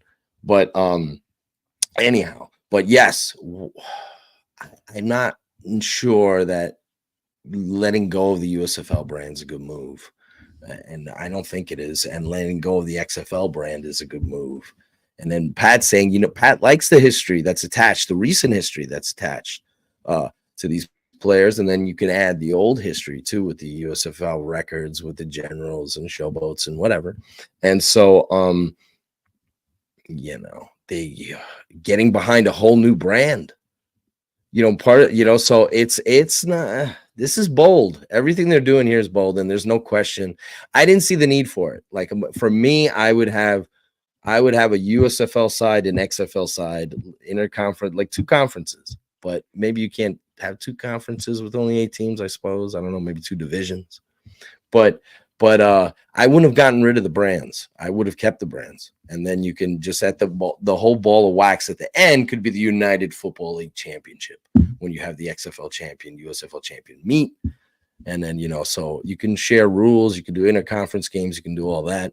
That's kind of like I would have done it, because that's like that's the way I see it. Like if Marvel were to fight DC, I would, I don't want like Marvel to take over DC and then it to just be called Marvel. I would like, I want to see, the DC guys team up against the Marvel guys and fight each other and all that. So I thought it would have been cool, much more fun than the tribalism that we have in this space. If we had like real trash talk between the USFL and XFL fan bases, like who's better. We still might get some of that in this new UFL merged league, but losing those brands is tough for me. Yeah, I'm just kind of tired of all the names. We got to find a name because it's getting old real fast. And I know when the drops came a few months ago or a couple months ago now, one thing after another with names. I just got sick of it. But you can see here, Mike said supercalifragilisticexpialidocious FFL. About accurate, to be honest with you. All right, guys. Last thing I got on my end. I just want to know what your opinion is on everything and how you think this is going to affect the future. I mean, your best outlook or your worst outlook, whatever you want to discuss here. I mean, I think this has I think this has a chance to be the last chance. You know, like if this doesn't work, there'll be others that come around, but like that attempt this. But I think this is the last effort for this to work on a grand scale, unless the NFL tries again, because people forget the NFL tried to do a spring/summer league. They bled money like crazy and then closed up shop. And they had the World League of American Football. I lived that. New York, New Jersey Knights. They had teams in Canada. They had teams all over the world. They had teams in markets that were non-NFL markets, and nobody cared. And I know it's a different world now than it was 1992. Then they did NFL Europe many years. They had so many great players, Hannah Vinatieri, Kurt Warner, etc. But unless the NFL, and I know that these leagues kind of hope the NFL will fully endorse their new merged league, and maybe one day, you know, like start, you know, putting money into it or something and become the official league, developmental league for the NFL. But I think that's my major takeaway from this. If this doesn't work, I don't see, there'll be other leagues that show up, but this has a chance to be a successful, long-lasting spring pro football league. I hope it is. But if this doesn't work, we might not see anything that has a legitimate shot like this. So, unless the NFL is involved. Understood. Pat, what you think? I mean, cautiously optimistic. You know, I've been making the joke of the quality football league. You know, that's the next endeavor coming down the pipe in 2030. But I mean, it's just, I think this is going to be it for a while. You know, unless you get Charlie Ebersol figuring it out again, I don't really see this. You know, I feel like we'll be on hiatus for a little bit, which is terrible because, you know, we've consistently, you know, a lot of people don't want to admit this, but we've only had a 1-year break since 2009 of alt football, outdoor alt football. We went 09 to 12 in the UFL. We didn't have anything in 13. 14 had the Fall Experimental Football League, which saw the way of Josh Freeman, another team that Mike had ripped from him. Brooklyn Bolts. Which had, you know, Josh Freeman was in that league. Mike Golick Jr. There's like 2 or 3 guys that transitioned to the NFL from that league. I think Taj Boyd was in that league. Boyd, you know, we went.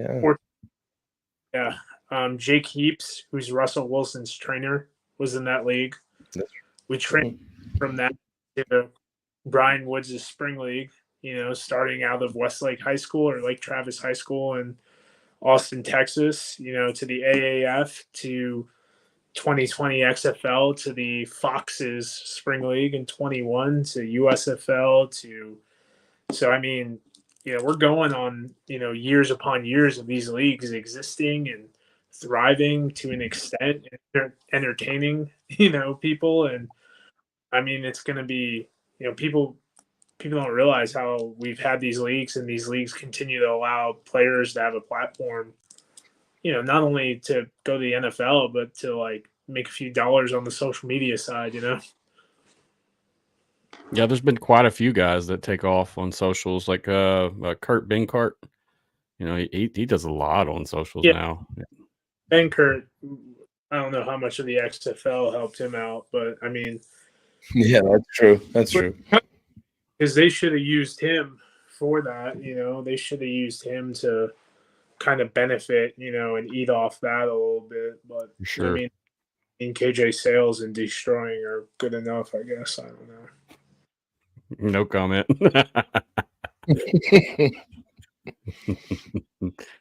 Well, Pat, I appreciate that, man. I mean, you got anything else before we move on? I'm going to ask y'all some fan questions, and then we'll be ready to roll. Nah, bring on the fans. Bring on the fans. Cool. All right, let's start with a choppy one first. We had Cody PNW. He's been wanting to ask questions the whole time. And Mike, he kind of started off, attacking you, asking, hey, ask Mike why the what else 18. to do? Yeah, I understand. That's why we waited. We're gonna patiently lost Pat. He'll be back. Patiently break it down. There he goes. There he is. All right, cool. Can you hear us, Pat? You're muted. We had to go from the iPhone to the computer. So no worries, bro. No worries. Yeah. With StreamYard, it's always acting crazy. I have issues every single stream. Something different happens. It seems like. But yeah. So what do we got, Matt? Someone attacking me first, or what's up? What do we got? Yeah. So basically, Cody was just wanting to know why the 8-team rumor wasn't true that you had said, and he based that off of the report from the NBC writer.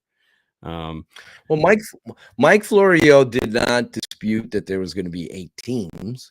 He just disputed that it's been finalized. The league itself told him that, and told John Arand that it hasn't been finalized.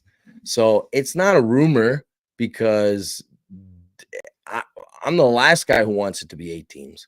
It's just the information. And I wasn't, by the way, I wasn't early on in this stage when people were doing 8-4 and 6-3 and 6-4 and 6-6. I wasn't getting into all that. I have one close source inside the league that told me the 8 markets. I'm hoping that it isn't 8 teams. I'm hoping. But one told me that because of budgets, because of finances, because of their plan, because of how long the season would be, that there's only going to be 8 teams in 2024. I've been sold on the fact that there could be more down the road. Now, if it's not 8 teams, I'll be happy. But I'm just telling you what someone inside the league. It's not me making it up. It's just what somebody told me. And that same person told me that, and I told everybody in my inner circle prior to it coming out, that the merger had been approved by the DOJ. And then I was on social media with the Jon Snow deal, saying that it had been approved. And so prior to the next day, everybody reporting it. So that's kind of the story there. I know people want the 8 teams to not be true, but and so hopefully you get what you want. But I'm just the messenger. I'm just telling you what I've been told. Understood. Yeah, I just wanted you to break that down. I figured that was going to be the answer. I mean, and I'm sure after listening to this, he's probably realized that as well. I don't see any comments coming in from him anymore. So no, it's cool. I appreciate it. I'm not. People are so angry and they're hopeful that I keep getting it every day. I get messages. Hey, Mike, is it going to be more than 8 teams? Have you heard anything about them saying maybe 12 or 10 or whatever? And I'm frustrated as other people are too, because I was looking at it like, again, it's not my money, but I'm thinking, hey, Fox, you don't have 8 markets anyway. You have teams sharing stadiums anyway. Why not just do what you were doing before? Just, hey, just have these teams playing with the Stallions and playing with the Showboats and all that. I mean, it's like you're not spending that much more money. You're not, so I want there to be more teams. That what I want as an individual and what the information that I get are 2 different things. And I tried to steer clear of it. A lot of people out there did this, the Neil Strattons, everybody else did this, what they heard too, but I don't know where they were getting stuff. And some people were fed like agenda driven stuff only from one side of the fence, where people were like wishful thinking, the absorption stuff and all that. So it's, I steered clear of that 6-6, 8-4, 9-3, this and that and the other, until I got information that was, and I shared it with people in my inner circle, Pat and others. I was like, hey, this is what I got. And even the people were mad at me, like that I didn't trust them as sources. But when I get one very close source inside the league that's in a pretty prominent spot, I have to trust that information. So those are the 8 markets. I will gladly, and it's not me eating crow, it's just information that I'm relaying to everybody else. I will be the happiest person in the world if all of a sudden they, on a whim, changed and said, let's do 10, 12, 11. I don't give a damn what the number is. I'll be the happiest person in the world if that happens. Understood. Good answer. No, I didn't want to hit that first, but man, he was on it the whole show. No, it's cool. I'd rather be addressed because I don't frequent I don't frequent a lot of these different. There's a lot of outlets out there that have some interesting opinions about me, and people screenshot and send me things, and I'm fascinated by it. But I'd rather address it. Like if people have like certain things they want to say, let's go. Let's talk about it. Agreed. And that's what we're doing here. We're not trying to shut people out and say, hey, this is fact. Shut up. We're talking. We're discussing. You know, they have the opportunity to interact and ask this for that purpose. Pat, you got anything you think on that before we move on? I just wanted to ask you. I didn't know if you know. Okay. No, I mean, I think that was obviously more directed at Mike. I mean, For sure. You know, it's I mean, I've seen some of the stuff Mike's showed me, and I've you know, heard some of the things that have been a part of his source team and whatnot. I don't know. The only thing that really irks me is when you got people who aren't on, you know, who are the sources,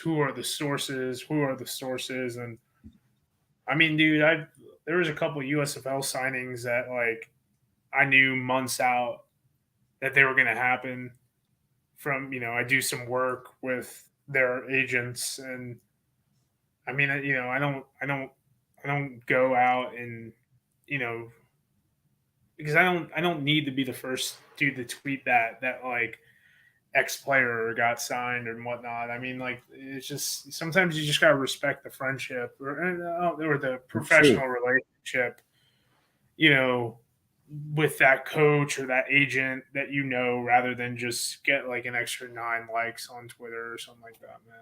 Like, yeah, sometimes, yeah, exactly. And I'm really, and like that's cool. I respect that, Pat, because I'm the same way with that. Like I don't label myself as an insider, by the way. I still haven't done that. And I'm not fishing for likes or engagement or impressions or any of that stuff.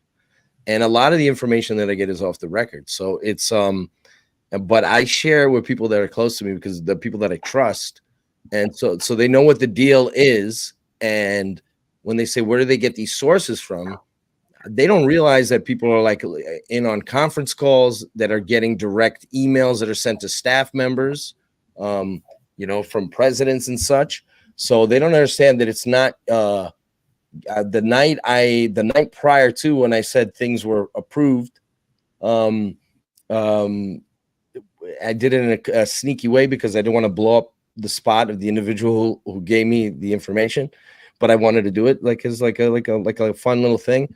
But you know, you get a lot of people who can get upset at you in this space, and that, you know, that night it was treated like guesswork, and it wasn't guesswork. Like it's not. A lot of this, nothing I put out there is ever going to be guesswork. I wish I could do guesswork stuff. That's fun. That's like fan stuff. That's for fan people to do. If you're in a position where you're a writer or journalist, you can't do guesswork. Yeah. I mean, I also like, yeah. I mean, I also just don't want to.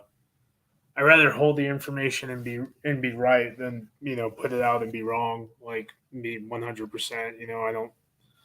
Like I said, a couple of these guys that like I talk to, we do work outside of the XFL and the USFL, and you know, those guys compensate me fiscally in another aspect of my life. So it's like, I really am not going to mess up our professional relationship because you let me know that what Clayton Thorson is doing. You know what I mean?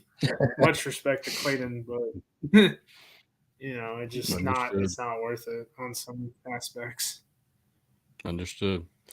All right, let's roll on. Appreciate that answer, guys, and it's good for people to hear you say that, because I mean, they're just waiting for one negative thing, one wrong piece of information, one wrong episode, one wrong article, and they just want to attack. So when you back up your You know what's source, funny, Matthew? I just want to say this, like, if people don't get this, I got a screen capture of some. I'm not on Facebook much, and I know this whole show goes on Facebook.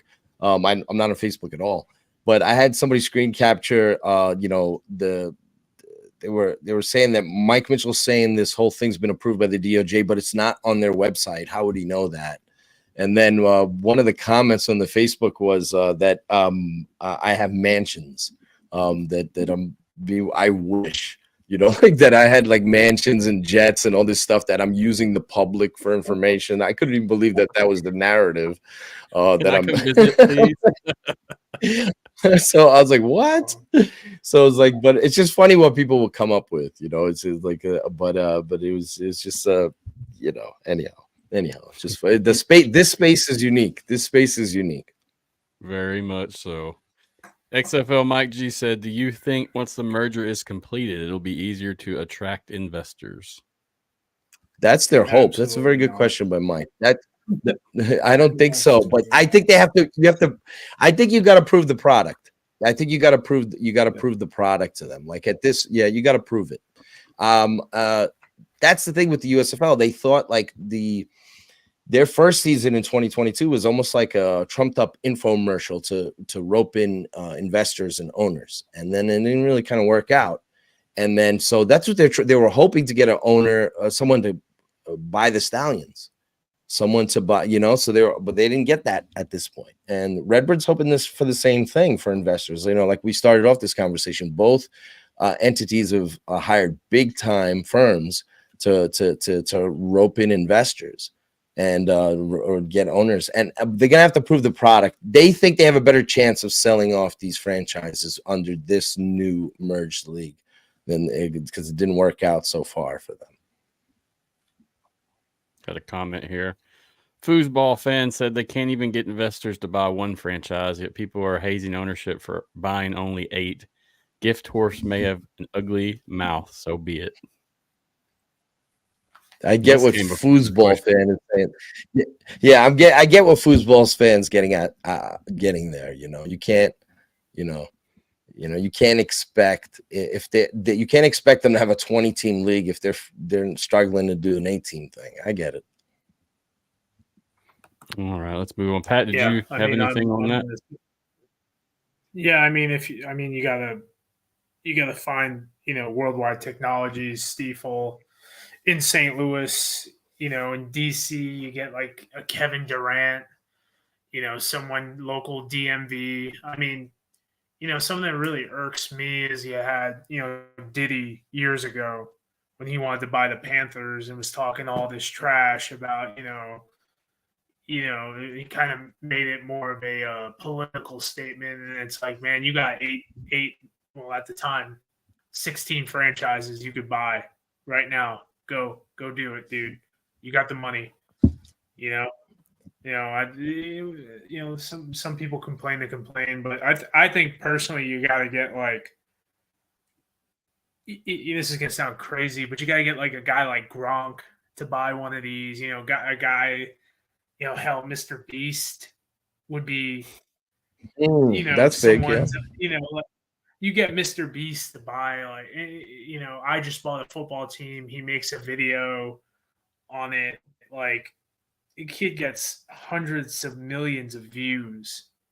You're telling me if Mr. Beast can't throw like $10 million, $5 million to like buy an XFL team? Like that would cover it, right? Like, would that cover it? 5 to 10? It would help. It would help. It would help because here's the thing: it's not just buying the franchise; it's getting somebody to assume the expenses and the costs of operating it.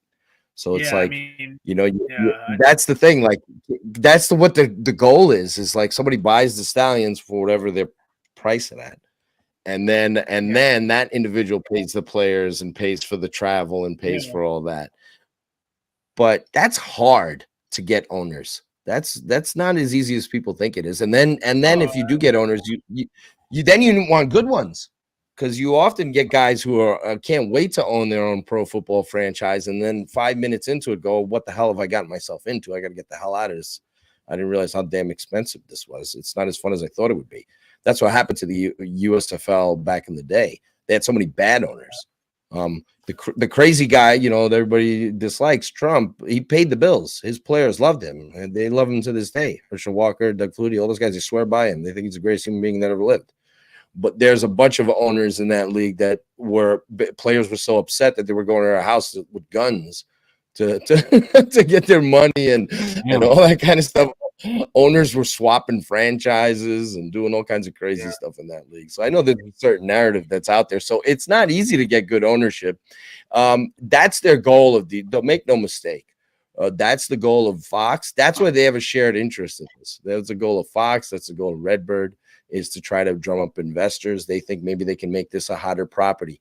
Redbird's expectations were way too high, and they didn't put in the effort that was necessary to like a Vince McMahon crazy man effort to make it a smashing success. And Fox is taking the slow approach, that hoping that you're waiting for that pot of gold at the end of the rainbow, and they don't quite see it right now the way they did in the beginning. So that's why I think these entities are together. So we'll see how it all goes, but I think they can get investors. Whether or not celebrity owners is cool too, but they have to be committed. Like the FCF, no disrespect to them, they're a niche product. They have like these funny like celebrity owner things, but it's not really resonating. I know it's a different landscape, a different world, but it's like, hey, Marshawn Lynch owns this team, or whomever the hell. Nobody really cares. So it's like, but you can do it you can do it on a big pro football scale, make it work. They just have to be quality owners. They have to be really committed to it, like a Troy Aikman or somebody, or somebody like, like somebody who has that kind of bread that's really into it. That would be cool to see. But I think it might take a while. They're gonna have to prove their product in order for them to get owners and investors in it. They have a chance. I don't have no doubt about the quality of it, the presentation. I happen to dig the Fox side of it. I think ABC and ESPN could do a better job with it. That's one of the things I like about the USFL over the XFL. So I think they have an opportunity to grow it and make it better than it has been. 10-4. Pat, you got to roll, man. You got to get out of here. Yeah, I just wanted to piggyback off what Adam L. said at his comment. He wrote, "Nobody wants to admit it, but the original USFL had the right idea when they paid top college players to join their league. That's why their league had a chance to succeed."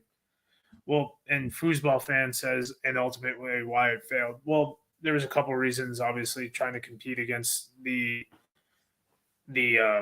fall and whatnot and bad ownership. But Adam, not to, chaff at anything you're saying, you can't do that anymore. Kids are making 1 and 2 at the time. The reason why the USFL was so sexy in the 80s was, 1, you were paying these guys, the $1 million contracts, but 2, they had to stay in school for 4 years. Why, like Cam Ward in Washington State, man, like he stays in college for a year or 2 more. He's going to make $3 million. Cam Ward's not an NFL quarterback, my man. Like there's no incentive for these guys to come out and be professional athletes. It's like, you got to. That ship has sailed now. Yeah, that ship has sailed now. That dream of like, we'll get the college guys early, the Adrian Peterson types, that is sailed. Man. The NIL, it's gone. You might have had a shot at that, like maybe 5 or 6 years ago. Maybe if you had really put some serious bankroll. Yeah. And the XFL in 2020, Vince McMahon's a nut. The XFL, was legitimately went after Trevor Lawrence, like met with his family, all that stuff. They went in. So I mean, they were gonna try. They knew it wasn't gonna happen, but they were gonna try. But and Trevor's a different case. But that ship is sailed now. These leagues. Here's the thing. Like, I'm sorry, Pat. Go ahead.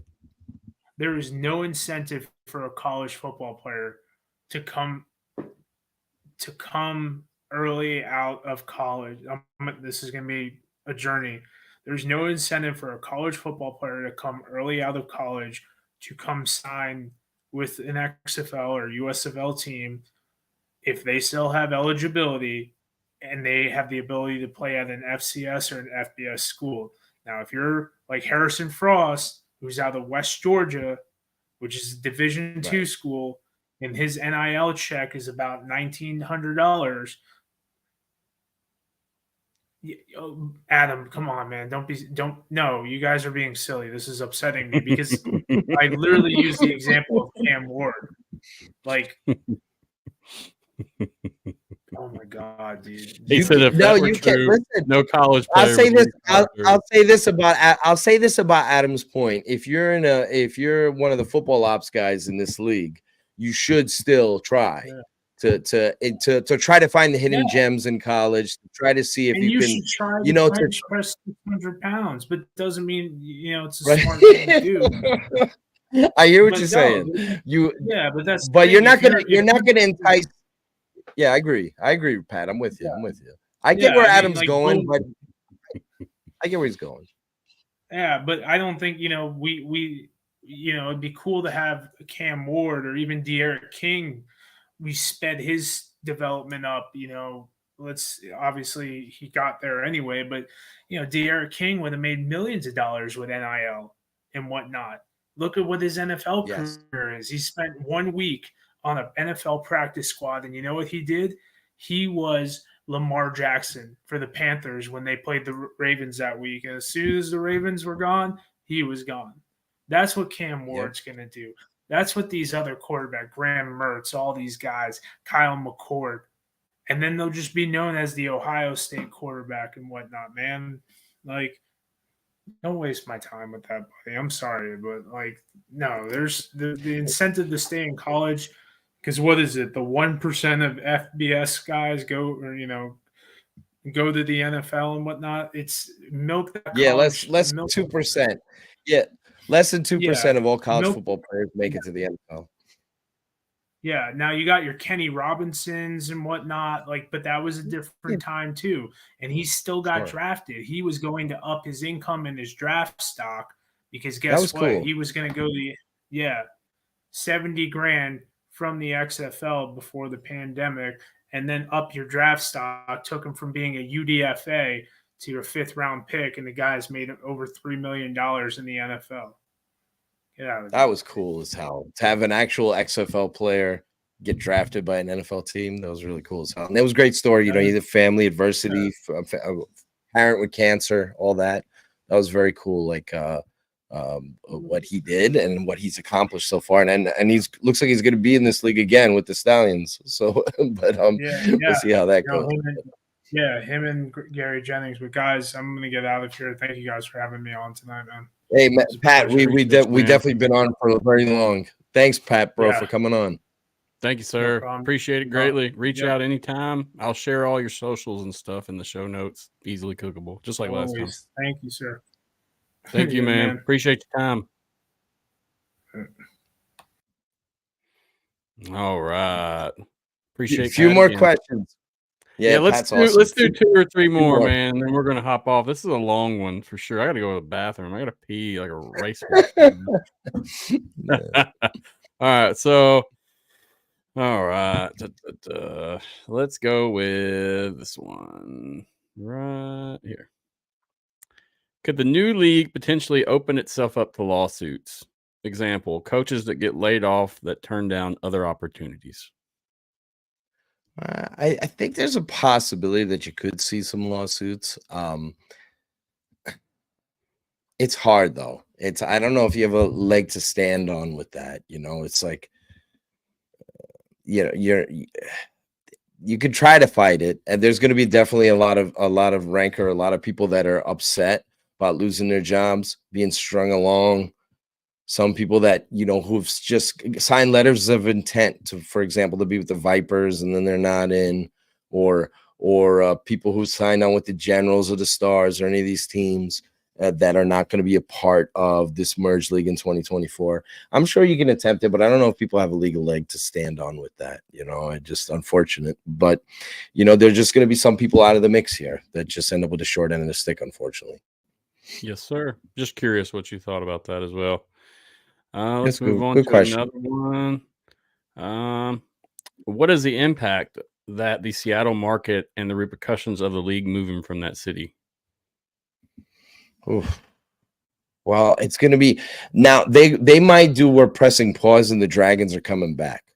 Now, whether or not the Seattle market, because they're going to have to paint this in a way. If they're not, unless at the 11th hour, all of a sudden they add Seattle to the mix and they have 12 teams. I keep hoping for that scenario. I haven't heard that yet. I keep hearing 8, right? But you're going to have to do a pretty good sell job. You're going to have to sell people on the fact that you're coming back to that market. Seattle wasn't handled well in the 2023 version. Not only were they not in the market, which was not a lot of local promotion going on, but the games were scheduled poorly, up against the Kraken, some odd game times for it. So they didn't do as well as they did back in 2020. I like the Dragons. I like their colors, the logo, the whole thing. A very cool team. I like that coaching staff a lot. Jim Haslett. There's a lot of assistants on that staff that I like a lot. So it's unfortunate if they go by the wayside. I know people who work for Seattle and they're already preparing for the possibility of moving to Memphis and being a part of the Memphis franchise in the new league, or being part of one. I know one person in the Seattle organization that's going to be ready to go to Michigan, and these people that work in promotions and ticket sales and all that. So hard to go back when you leave a market. That's the thing with these leagues too, like over the years of following them, the instability, it hurts these leagues' growth and popularity. It's hard to trust these leagues. First off, it's hard to trust that they'll exist and stick around, and then it's hard to trust that they'll stay in the actual markets they're in. So they tend to abandon ship, and that's what a lot of these leagues in the past have had problems with. They've like moved their franchises. So like, okay, you move it to a new market. The new market that gets the team thinks, well, why should I trust that this team's going to stay here? They just left, Baltimore and Boston or what have you. So it's pretty it's going to be tough for, they're going to have to do a serious sell job to say, when they come back with only 8 teams and certain markets are out of the mix for at least 2024. Going back there's not going to be easy. Understood. Yeah, that's a good point. And even like Cody, he's going crazy for Seattle. We never said anything bad about Seattle either, Cody. I don't know where that came from, honestly. I like Seattle, man. I wish all these teams were, like I said, if it was up to me, there would be 16 teams that both these leagues would be together, and they would push forward that way. I don't even care if you hub it. Just like in certain teams, but I would have 16 teams but it's not up to me. Yes, sir. Agreed. All right, last question, Mike, and then we're gonna wrap it up. Appreciate your time, dude. It's been 2 hours. Lord, every time Crazy. we get on, I always ramble on way too long too, so I apologize for that. But I don't think thank you, Matthew. All information's been relevant, and everybody will listen. And I guarantee you'll have to listen again just to catch some of those details. But it's good. Yeah, I meant what, like, if I have to condense everything I said, I mentioned what the DOJ got back to the leagues about, more about paring down staff and employees than coaches and players. And I mentioned a few other different things. Who knows? We've been talking for about 17 hours straight, but we got another question, right, Matthew? Last one, buddy. Last one. All right. Brahma Babe said, I feel each brand brings a very different feel to spring football. I'm curious how will they combine the styles to, 1, produce a new one, or 2, will it just be so awkward? It could be awkward. There's some USFL loyalists that don't like the XFL kickoff. There's some XFL fans that really love the kickoff. So if the kickoff is a part of this league, you're going to have some people that are happy, they're unhappy. So there's the awkwardness there. The other way around too, so if there's no XFL kickoff, there's some unique rules. Both leagues share a lot of rules. Both leagues have the double pass. They both have the overtime shootout concept. A little bit tweaks here or there, some similarities there. They have several the running the clock rules. the replay rules. There's a lot of stuff that they share that's similar. So that's going to be unique too. Like we get Mike Pereira and Dean Blandino still working for the network, still kind of part of the rule. Do they team up together for things? Put those two minds together to work together for the rule book. That's one area I think this new league, the XFL, USFL, UFL, that's one area where I think they can be so much better than the NFL, and they have been in some instances, is officiating. Especially when it comes to transparency, use of technology. The NFL is still so behind when it comes to there are some instances where they use technology, but not really. They're so behind, and like officiating is one of my biggest pet peeves with the NFL. I know a lot of people think the games are rigged, or guys or refs are on the take, or maybe, or who knows, or the league leans towards whatever conspiracy theory you lean towards. I think officiating is very awful in the NFL. I think they do just they don't use the technology to get the calls right. And so, and I think the XFL, UFL, whatever it's called, can do a very good job with that. And I do think getting both fan bases, because there are like crazy people like me that watch both leagues, but there are some fans that don't care for the other league. And there are I know a lot of XFL fans that don't care, think the USFL is a boring, bland product. So, and maybe it's the other way around too. So yeah, there's going to be some awkwardness. That's the stuff I'm looking forward to, is seeing how they run football operations, how they do the football rules. And so, is it a mix of the two leagues? Is it just one unified whole new thing? I'm looking forward to that aspect together. So hopefully we get to this. Hopefully a week from now, they don't wait till Christmas. A week from now, we finally get the finalized, which, I guess I read the term earlier today that I got from the league. But the term they're saying is they're operating as separate entities until we finalize the terms of the definitive agreement. And so, so that's what, and that's a recent statement. That's not a 2 months ago statement. That's a today statement. So, wow. Yeah, so that's because I was asking about the whole situation with the Stallion signing Gary Jennings. So that's a response I got. So they're until hopefully we get those details, and then we move forward here, and it's going to be fascinating. It'll be interesting for sure. At least we know we're still getting spring pro football in 2024. We just don't know all the details yet. Yeah. Understood. Hey, Cody said, I also apologize for going off. Tired of a lot of the speculation. It's all good. It's all good, Cody. I love that there are people out there that are interested in these leagues. And I'm tired of all the speculation too. That's why I took a back seat when everybody was doing the 6-6, 8-4, 9-3. There's going to be 6 teams from here. They're all going to be in hubs. A lot of reporters and people were out there with it. I faded into the darkness. I'm not getting into this because I got every scenario under the sun. And that's why anything I do put out there, I realize that my reputation, whatever reputation I have, is at stake. So I wouldn't go forward with the 8 unless I got it from a very strong source. And I can tell you, the people that are close to me and Matthews had some conversations with me off the air. They know exactly where I'm getting this stuff. And then people actually, they're surprised at what I'm getting. And then I get people in the leagues that want to know how I'm getting company emails from the president of the damn league. So they're upset about all that. So the information I get is not guesswork, and it's not just like some random guy who works in the ticket office kind of info. I wouldn't go forward with all that. But I think it's cool that so many people out there are into these leagues and that they care. We need more of them. We need more Codys.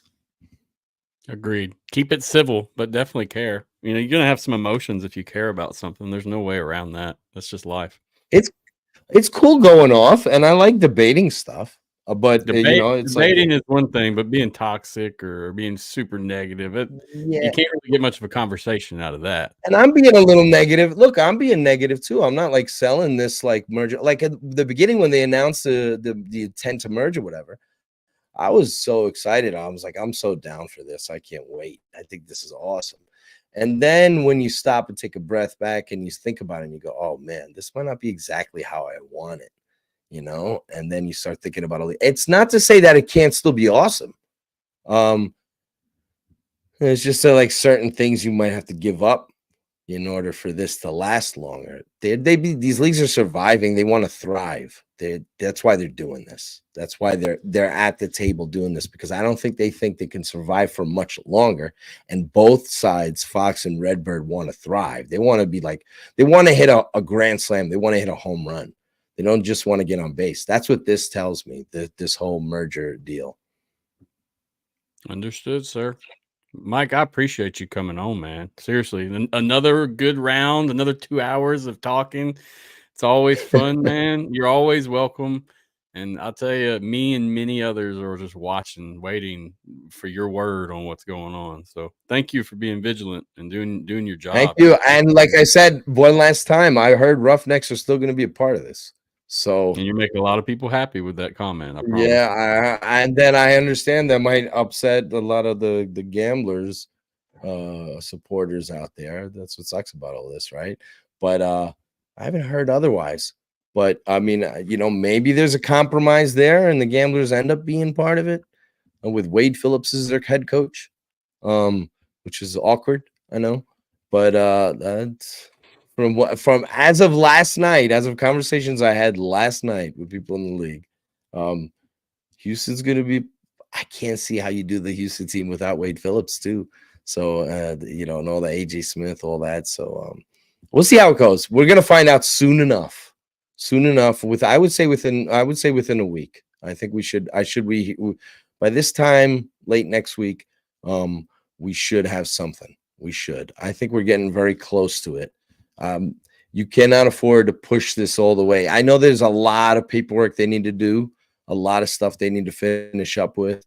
They're jeopardizing their own leagues if they don't get this out there now, get it out of the way, and set the stage for what they need to do. Sell tickets, ramp up promotion, create a proper rampway to do good business. So anyhow, thanks, Matthew, for having me on. It was a good conversation. Same, Mike. I appreciate you, man. Is there anything you want to tell the people, or they know where to find you by now? I have your stuff rolling. I'll have it included, but just give you that platform. Support these leagues. Support the writers, people out there. Check out the sites. I'm glad Pat was on tonight. Check out News Hub. There's a lot of good sites out there right now. Sports Illustrated's doing a good job. They're doing good things. They're getting into this field. I would check out some of their work on CFL. You'll definitely see Sports Illustrated be a part of this. Anthony Miller is doing a very good job out there. You'll definitely see Sports Illustrated start to be a part of this this new merged league, covering the league. So there's a lot of good work by Matthew and other people in this space. Shout out XFLboard.com, Greg Parks. Shout out to XFL Newsroom. Shout out to XFL News Hub. Everybody who's out there contributing to this space. All the great writers out there and all the people, keep doing it. I know these are like very uncertain and crazy times, but the space needs you. Agreed. You keep being an all-star, Mike. We appreciate you, man. Until next time, sir. Thank you. Much love. Thanks for the support, Matthew. Thanks for having me on. Much respect and much love to you as well, my friend. Till next time. Thank you. All right, wrapping it up. Appreciate that. It's always fun when Mike comes on. Pat came on as well. Appreciate both those guys. Really, really value their knowledge and their writings, their works, their research. So check them out if you haven't. Be included in the show notes, and I've had it rolling throughout most of the show there at the bottom. Right, Mike actually writes for XFL News Hub as well. So check that out, and that's USFL News Hub also. He does a lot of things with the New York Jets also. So check him out if you haven't. It's a good resource. I'm not going to do too much on my end tonight. It's been a good show. It's been a long one. Appreciate everybody watching, supporting, commenting. And even if you're a little salty about what's going on, I value that information and the questions and discussions. So thank you for watching and supporting. It's always a pleasure. I want to shout out the Predator couple. They said they were watching from Vegas. So this is my Houston family here. Check out their petition that they've started. It wasn't them, but it was in the realm of the fans there. And then check it out. I'll include the link in the show notes as well, and they put it in the comments. Sign it if you got a chance. I think we started when I first picked it up, it was running at like 80 signatures. Now it's around 900 something, 916, 920, something like that. So check that out. Big shout out to them and all the super fans down there that are doing the work, getting the word out and representing the Roughnecks. Hopefully we'll have our team next year, guys. Not going to share any more comments, questions. I'm done. Hopefully we get some news next week. Mike said we should be looking at next week for something. Now, I'll tell you, I will be out of pocket. I've got some medical stuff going on that week, so I should be back next weekend. If something drops, we'll definitely do a show. We'll get somebody on, or we'll just discuss the news ourselves. Thanks to the team, the Insider Podcast, the XFL Insider Podcast team. A great group of people that's got on board and people that have already been on board. Worked like DeMarcus. DeMarcus has done great work there. Mike G, he's done great work getting the word out.